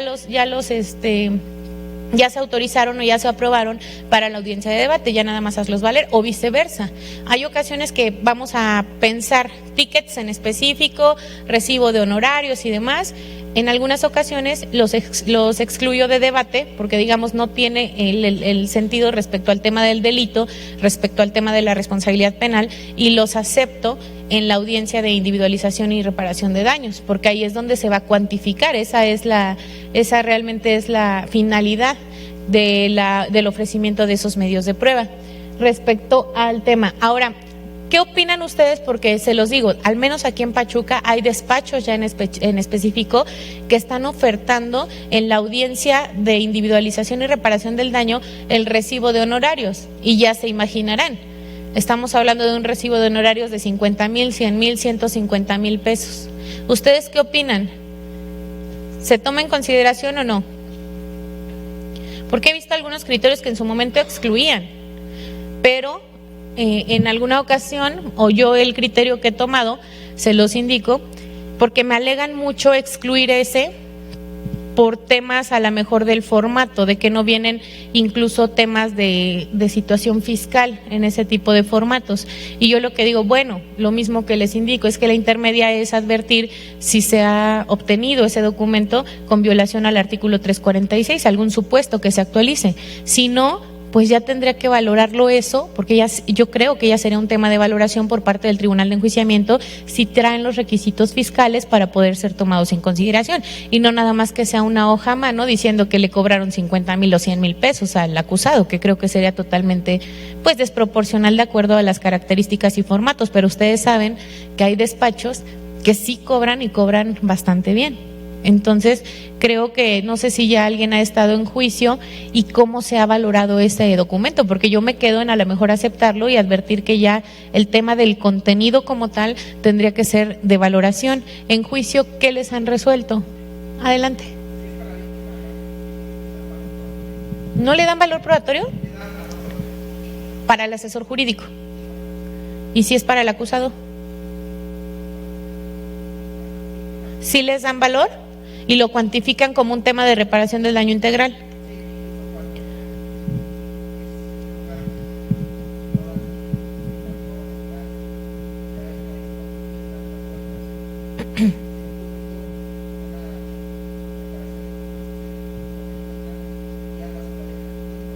Claro. Eso me toca mucho en temas de violencia familiar. Centro de Justicia para Mujeres es las que más me especifica ello.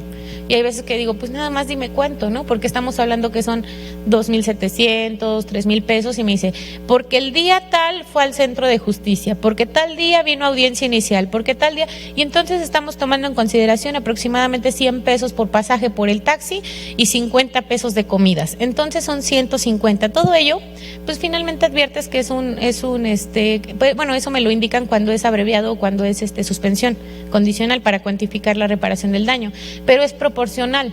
Pero aquí el tema donde sí a lo mejor podríamos salir es que a lo mejor hay abogados, desconozco totalmente, pero vamos a suponer que hay abogados que puedan cobrar 5,000 pesos por una audiencia y que he visto recibos de honorarios de 50, 100, 150,000 pesos. Ahí es donde digo, híjole, ¿y sí los pagaría de verdad? ¿O realmente lo están poniendo como para la obtención?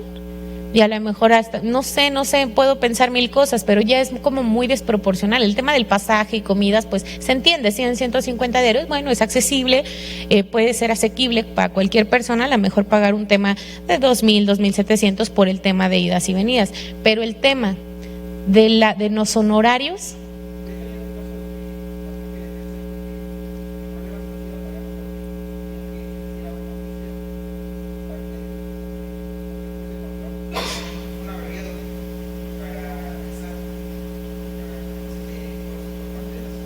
¿A poco?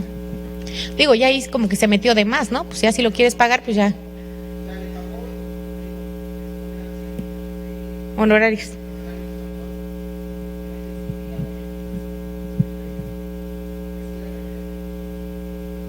Pues sí, pero era para irlo a acusar al SAT. Por eso yo diría, eso ya es como que pues fuera del contexto, ¿no? Finalmente, si ya tú accediste a pagarlos, pues págalos, y ya si él va al SAT o no, pues ya será su problema. ¿Mandé? Ah, bueno, pues si te lo piden, pues otórgalo, pero eso siento que ya es como que de más. Bueno, pero el oficio del juez, ¿para qué fue? Para decir que... No, yo soy enemiga de apoyar a las partes para la obtención de algún dato, ¿eh? O sea, por decir, hoy me pidieron que girara oficio a Villa Ocaranza para la obtención de un expediente clínico para en su momento declarar la inimputabilidad o no y atender ajustes razonables del acusado. Yo dije, a ver, es que no, yo no puedo ayudarte a ti a obtener un acto de investigación que le puede favorecer más a una parte que a otra. Para eso está el 216. Proponle al Ministerio Público que te apoye defensa a obtener ese acto de investigación, pero nosotros en lo que menos nos metamos está mejor.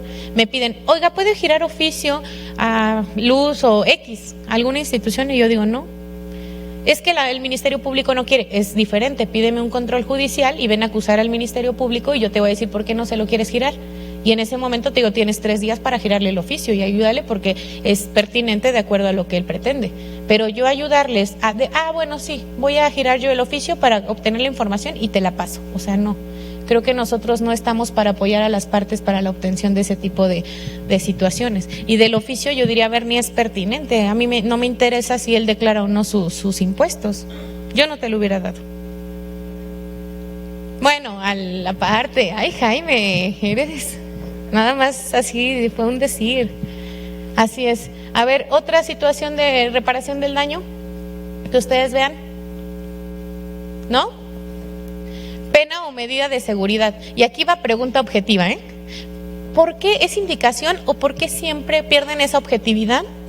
Y aunque no les den jamás en la vida, he visto una sentencia con el máximo, ¿por qué piden el máximo en todo? ¿Es indicación? Porque digo, también ustedes podrían, el hecho de valorar el 410, ustedes tienen todo en su carpeta para decir, bueno, veo el hecho, veo tal, como alguna vez siempre comento, yo tuve violencias familiares en Misquiahuala. Bueno, más bien voy a hacer la diferencia. Tuve violencias y, ojo, no voy a demeritar ningún acto de violencia contra la mujer ni nada. Soy cero feminista, pero trato de ser muy igualitaria, pero a lo mejor aquí... Y se los digo abiertamente, he tenido violencias familiares porque el esposo le dijo pendeja a la esposa o porque estaban discutiendo y entonces él le arrebató algo o la empujó, algo así. Cada persona, y es muy respetable, tiene su punto o su límite hasta dónde va a soportar o no. Pero tuve violencias familiares en Mixquiahuala de que la encerraba en una como cama de piedra en un cuarto oscuro y le levantaba las uñas, ¿no? Y finalmente, ¿qué es? Violencia familiar de 1 a 6 años. O sea, pero vean la gravedad del hecho. Entonces, eso yo creo que nosotros tenemos que ponderar al momento de solicitar y al momento de nosotros, que es la imposición de las penas. Es violencia familiar, la punibilidad está de 1 a 6 años.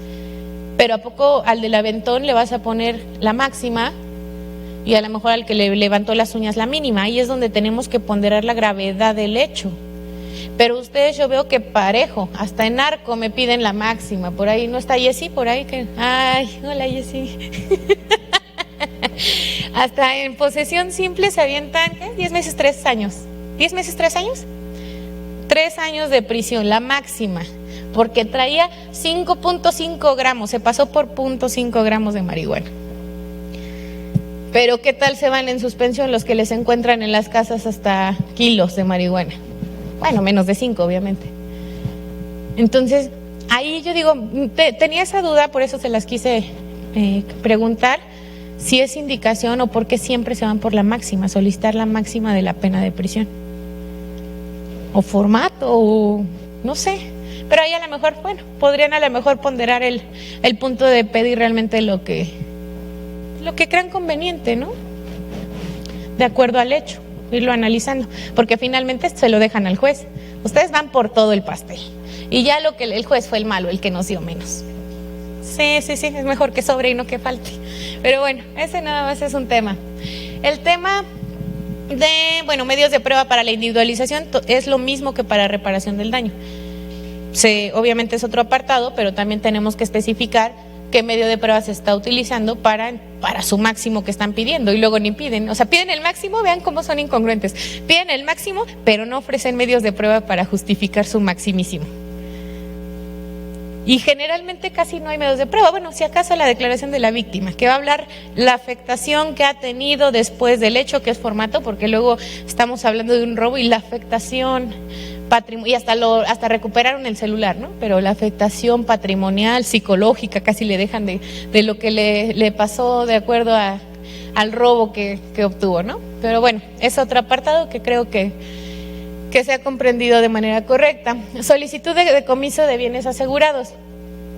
Se genera la solicitud, en donde yo he tenido más en práctica es en narco, porque nosotros incluso...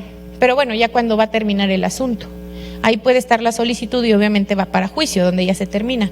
Pero no me ha tocado que me soliciten esa, aunque se hayan asegurado bienes, algunos objetos o demás cosas dentro incluso de la flagrancia, de todo el proceso, no me solicitan el decomiso y en su caso la destrucción del objeto. Donde sí es en los de narco, ahí sí me piden el decomiso, cuando ya por decir incluso estoy verificando el cumplimiento de una suspensión y que ya voy a decretar el sobreseimiento y la extinción de la acción penal, ahí en ese momento me dicen, oiga, y le pido el decomiso y la destrucción de los 10 gramos de marihuana. Y entonces ahí yo ya me establezco de acuerdo al 235 del Código Nacional. Digo, se autoriza el decomiso y creo que queman, me estaban diciendo mochilas, todo lo que encuentran, ¿verdad? Y le decía a Lupita, ¿y de verdad sí queman todo? ¿O qué le hacen? Me dice, sí hay días específicos en donde se junta todo y pues ya, pero ya hay autorización judicial.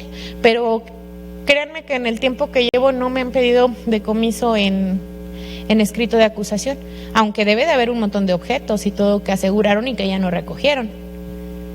Pero bueno, es como ya está como en desuso realmente esa práctica. La propuesta de acuerdos probatorios.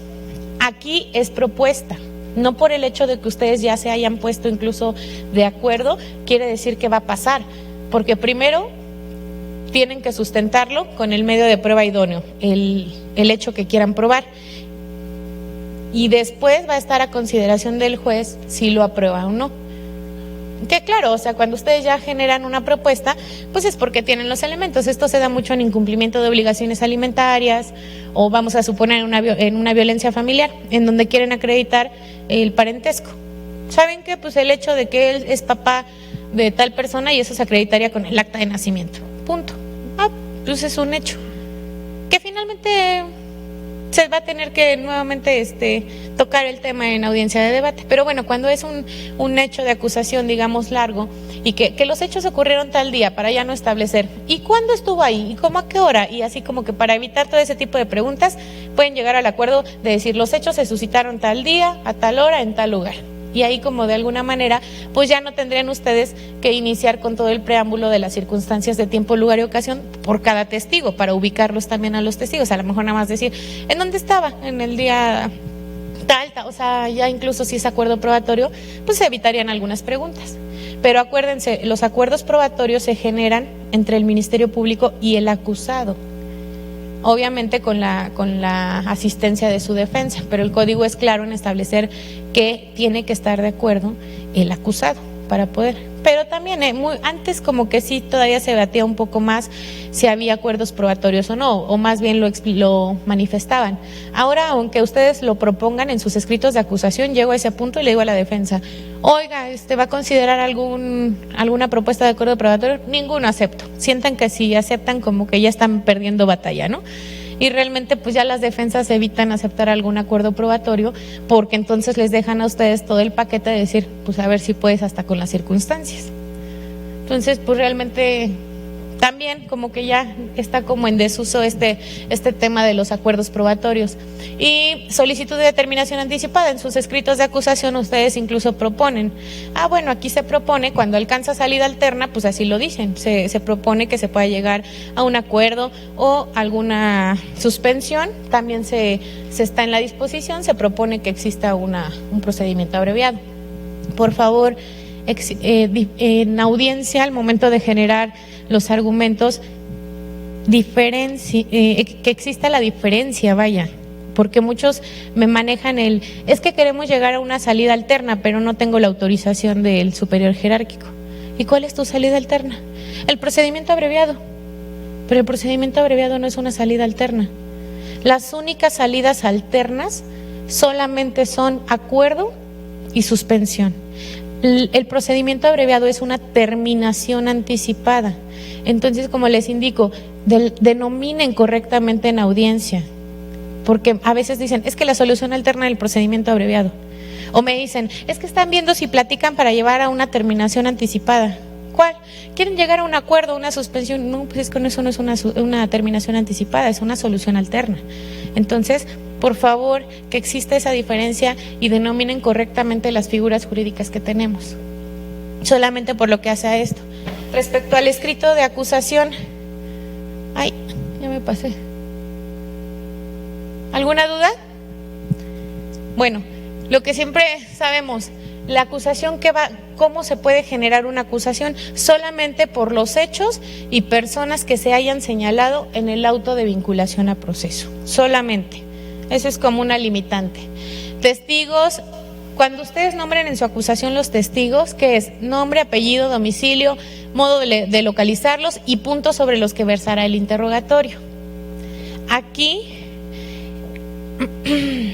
bueno, ya en punto de exclusión les voy a dar algunos argumentos que me han dicho las defensas respecto al tópico de los testimonios, pero al momento de que ustedes generan la entrevista, de algunas formalidades, pero eso ya lo vemos en los puntos de exclusión. Llegamos al descubrimiento probatorio. De acuerdo al 337 del Código Nacional de Procedimientos Penales, y en palabras simples, el descubrimiento probatorio es realmente enseñar absolutamente todos, ir sin ningún tipo de limitante de ustedes hacia la defensa, de la defensa hacia ustedes. Ese es un descubrimiento probatorio.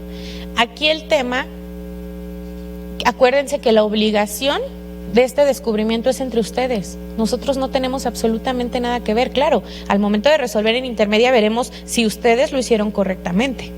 Pero a veces siento que en su acusación me dicen, aparte dile que ahí te dejo todo cuando quiera, ahí estoy cumpliendo con mi obligación de descubrir. Oigan, a mí no me gusta que en la carpeta administrativa vengan algunos registros o documentos que ustedes anexan a su acusación. Se las recibo finalmente, pero realmente lo que ustedes tienen que ingresar es la acusación. Y la obligación del descubrimiento probatorio ya es del Ministerio Público, de descubrir a la defensa todo ello. Pero lo que hacen más cómodos y más práctico, pues ahí te aviento todo, ¿no? bueno, el tema de los peritos y todo, porque luego manejan todos sus anexos y es muchísimo. Y eso sí tengan mucho cuidado, porque hay ocasiones que en audiencias intermedias me alegan mucho el tema del descubrimiento probatorio. Y yo entiendo que no es la posición de ustedes el hecho de andar con su legajo y ir directamente con el defensor y ¿no? Finalmente ustedes tienen una comunicación y que le dicen, pues ¿cuándo vienes a la oficina? Te puedo recibir tal día, y ahí es donde ustedes dan acceso finalmente a todo lo que quiera, a todos los registros e incluso a temas de evidencias, porque hay evidencias que obviamente no están a su alcance, tienen que finalmente generar alguna cita en alguna otra área, pero ustedes tienen la obligación de velar porque ese descubrimiento se realice con la finalidad de que a ustedes no los ataquen en audiencia intermedia. Pero cuando llegan a audiencia intermedia y también la defensa luego alega, es que el Ministerio Público no me lo enseñó, no me descubrió todo. El Ministerio Público, pues es que nunca fue. O sea, yo sí lo estoy esperando en la oficina, pero nunca fue. O sea, denos a lo mejor más herramientas para poder, o sea, sí, también finalmente resuelvo y digo, a ver, tampoco lo puede andar buscando. Usted también sabía que ya se había generado la acusación y que en cualquier momento puede tener acceso a los registros y a la evidencia, pero también tiene que generar una comunicación con el Ministerio Público para tener ese descubrimiento probatorio. Ahora, el código es muy claro, refiere que el descubrimiento probatorio se va a hacer de acuerdo a los plazos establecidos en el 338 y 340 del Código Nacional. ¿Cuáles son esos plazos? Díganme cuáles son esos plazos. Pues también de ofrecimiento. 338 es de coadyuvancia de los 3 días y 340 es de los 10 días que tiene la defensa para ofertar.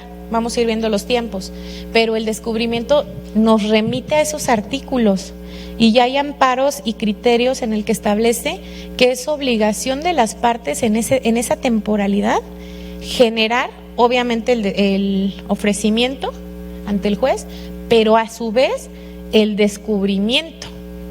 Eso lo vamos a platicar el sábado que tengamos un poquito de más tiempo, pero quiero que lo chequen, analicen, porque todavía en audiencias llegan y me dicen, le voy a correr traslado. Yo me quedo callada y digo, a ver si ahorita no es un tema de problema por el tema del descubrimiento, porque existen criterios para ambas partes.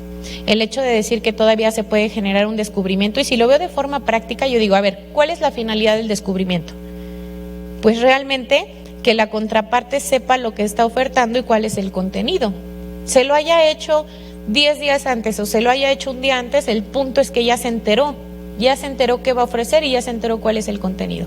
Pero entonces llegan y me alegan mucho el tema del descubrimiento porque no se realizó en las temporalidades que establece el código, y ustedes solamente asumen, las partes en general, las procesales, asumen solamente el punto que en los 3 días son para ingresar su escrito de coadyuvancia y ofrecer sus medios de prueba, y en los 10 días siguientes solamente es para ingresar su escrito de ofrecimiento de medios de prueba por parte de la defensa, y dejan de lado en esa temporalidad lo que es el tema del descubrimiento probatorio, cuando el código establece que el descubrimiento probatorio también se tiene que dar en esa temporalidad.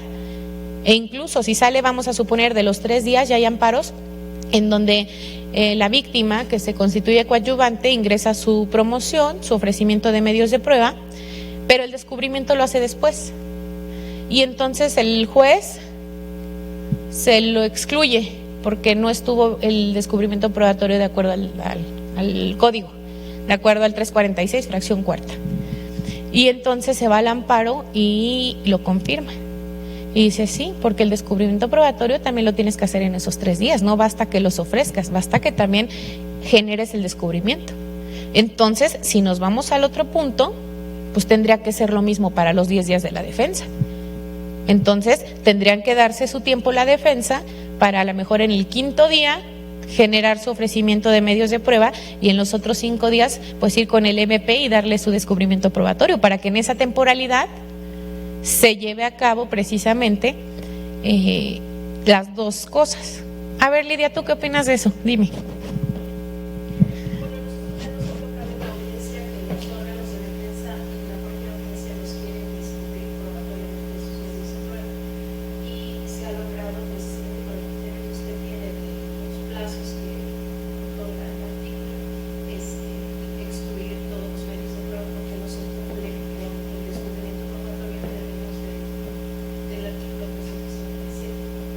Así es.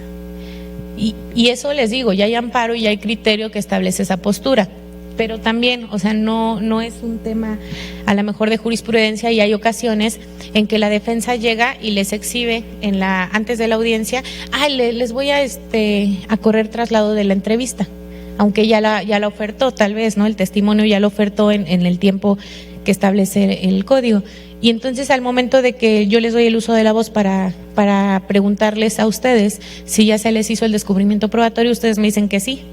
Ni modo que yo les diga, no, di que no, porque no te lo hizo en el tiempo. Pues finalmente si ustedes me dicen que sí, ese medio de prueba va a pasar. Pero sí tómenlo en consideración, puede haber criterios de ambos lados, ¿eh? También puede haber en su momento, porque en muchas audiencias intermedias también lo he hecho, de que, a ver, ¿de qué se alega? Es que no me corrió traslado. Córrale traslado. ¿Cuánto necesita para verlo? 10 minutos el documento. Pues 10 minutos le doy receso para que se imponga, porque finalmente la finalidad, pues es finalmente que sepa lo que venga del contenido. Y a lo mejor ya con eso salvas el tema de la igualdad y el tema de muchas situaciones, pero ya creo que está como tomando más auge el criterio de los plazos. Y les digo, estamos perdidos en ese aspecto porque pensamos que los 3 y 10 días son solamente para el ofrecimiento de medios de prueba, y no. En esos plazos se tiene que agotar tanto el ofrecimiento como el descubrimiento. Entonces ustedes también aguas, porque el día que les aleguen que no se realizó el descubrimiento dentro de, es que ustedes es diferente, perdón, su obligación de ustedes es el descubrimiento probatorio, es darlo momento a momento. Ustedes tienen la obligación de cada momento que se genere, o cada momento que solicita, o cada momento que ustedes generen algún acto de investigación, se supone que tendrían que ir momento a momento dando ese descubrimiento probatorio. Pero ¿dónde es donde realmente se materializa? Pues también en la acusación, ya que ustedes van con todo a ofertar sus medios de prueba, entonces también tienen la obligación en ese momento de generar el descubrimiento probatorio. Y les pido algo, no se esperen al 15 días, ¿por qué? ¿Qué tal que la meten antes y ya generan el descubrimiento probatorio? Si la meten en la 10, en los otros 5 días, que puedan ustedes, tengan un registro con el cual ustedes se puedan avalar de decir, defensa, te espero en la oficina en el 13 días, a tal hora, a tal día. Y con ello van a decir, yo estaba dentro de los 15 días para mi acusación, y si algo faltaba de hacerle el descubrimiento probatorio, incluso hay un registro en la carpeta que yo lo cité y él no fue. Ya no es un tema atribuible a mí. Pero de verdad, escúdense en ese aspecto para que el día de mañana no lleguen y les aleguen algo de un tema de descubrimiento probatorio, que no lo hicieron. Y que ustedes nada más tengan el argumento de, pues es que nunca fue o nunca me pidió, pues es que la obligación es de ustedes. Entonces tengan cuidado y traten de no agotar a lo mejor los 15 días para darse oportunidad de generar algún registro, alguna cita para que acuda a la defensa.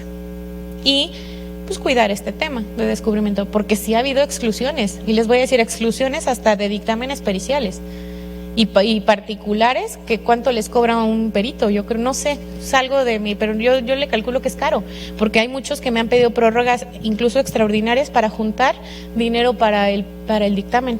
O sea, yo imagino que unos 10, 15, no sé, no tengo ni la menor idea. Depende igual la materia, ¿no? Pero yo me imagino que un dictamen es caro. Entonces imagínense el berrinche que hacen los acusados cuando después de ello les excluyo su dictamen, su testimonial del perito. O sea, es como complicado, por eso les digo, ustedes pues, traten de cubrirse, traten de cuidarse en ese aspecto, por el tema del descubrimiento, aunque a lo mejor va a haber criterios de jueces de que digan, pues en la audiencia que se haga el descubrimiento, porque yo creo que empezamos así, empezamos como con ese criterio de, todavía en la audiencia se puede como que todo, en la audiencia intermedia es como que todo se puede, digamos que enderezar, ¿no? Todo lo que a lo mejor estuvo mal hasta en plazos, bueno, la intermedia es para todo, incidencias, todo. No te dio el descubrimiento, pues dáselo de una vez y ahorita hacemos un receso y regresamos. O sea, todavía como que se prestaba un poco más, pero mientras más pasa el tiempo, más criterios salen, más antecedentes de amparo, más cuestiones en las que se pueden apoyar, porque jurisprudencia no hay, pero sí empieza el defensor. Y de acuerdo al antecedente, el amparo tal, revisión tal y demás, ya se resolvió esto. Cuando no estoy a favor del criterio digo, pero es un criterio, y cuando sí digo, tomo en cuenta el antecedente que nombra pues es que sí, finalmente puede uno estar de acuerdo o no con un criterio, pero ese es un criterio. Hay ocasiones que se está de acuerdo y hay ocasiones que no se está de acuerdo. Y ya en la doctrina, si ustedes checan los libros, establece este supuesto. Es que el descubrimiento se tiene que hacer en los 3 y 10 días, no después. No después, no en la audiencia. Entonces, bueno, nada más considérenlo. ¿Alguien que quiera realizar algún comentario? Adelante.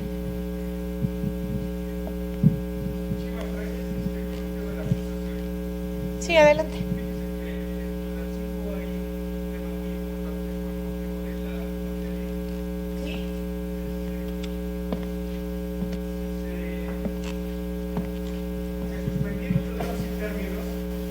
Varias veces por esa situación y en base a escriturares. Incluso a veces hasta los compañeros se sabían el cómputo de cuánto día llevaba para presentar. Todos, sí. Pero por allá hubo un tema interesante porque una vez empezó a promover sobre el seguimiento. Se lo echaban los jueces, se fue a notar. Y pues no se concedieron el amparo en base a que pues no se podían pasar en una circular porque no se podían suspender plazos intermedios como el Senado. De una circular las autoridades no podían cambiar y en base a esto sí le concedieron los amparos y ahorita el tema está de que todo se acusó en tiempo y forma y pues teníamos el rol por lo cual delegado, no era el rol por los MP, pero pues el MP se basó en las circulares. Claro, por supuesto. Y ahorita uno ya salió en revisión, pero gracias a que no se atendió a un tema de interés superior del menor. Ahí ese O sea, un trasfondo. en la revisión, pues sí, ya se dieron para atrás, pero el otro no. Es lo que te iba a decir, a mí se me hace muy grave que en un tema de salud pública internacional un juez federal se aviente a decir que sí tenían que correr los plazos. Oye, pues si nos decían por un lado autoridades federales que no salieras de tu casa y como por otro lado como servidor público te quieren obligar a ir a ingresar el escrito, papel, demás, o sea... Exactamente, y era por un tema de salud pública que no fue del Estado. Bueno, claro que teníamos ya alineamientos, pero fue un tema a nivel federal. Las suspensiones fueron a nivel federal. Entonces yo creo que ahí sí super tache con el juez de distrito que concedió el amparo por tal efecto. Los dos fueron violencia familiar, pero ahora ya revisaron que uno fue un abuso sexual y uno fue violencia familiar, pero pues ahora ya se fueron con el MP, es que abusó fuera de tiempo, pero pues el MP se va a... No, pues tiene que avalar en la... pues es más, puede decir, yo llevé mi acusación y no me la aceptaron. Y tendrían que entonces irse contra nosotros, ¿no? Finalmente. Pero creo que no, ni siquiera le encuentro el trasfondo ahí, pues es evidente en la situación en la cual nos encontrábamos todos, ¿no? Todos, entonces fue un tiempo en el cual se suspendió y yo creo que ahí sí tendríamos que privilegiar el tema de las diligencias urgentes, creo que es el 29, en donde dice, porque eso no se puede suspender. En materia penal lo que no puede suspender, yo creo que son las diligencias urgentes. No puede suspender un detenido, no puede suspender un tema de cateo, no puede suspender un plazo para resolver situación jurídica por ese tipo de temas. Lo suspendemos cuando se privilegia un tema de salud del imputado, que a lo mejor lo vamos a platicar en la otra clase. Pero bueno, ya para no entretenerlos, nos vemos el día sábado. Cuídense mucho y descansen.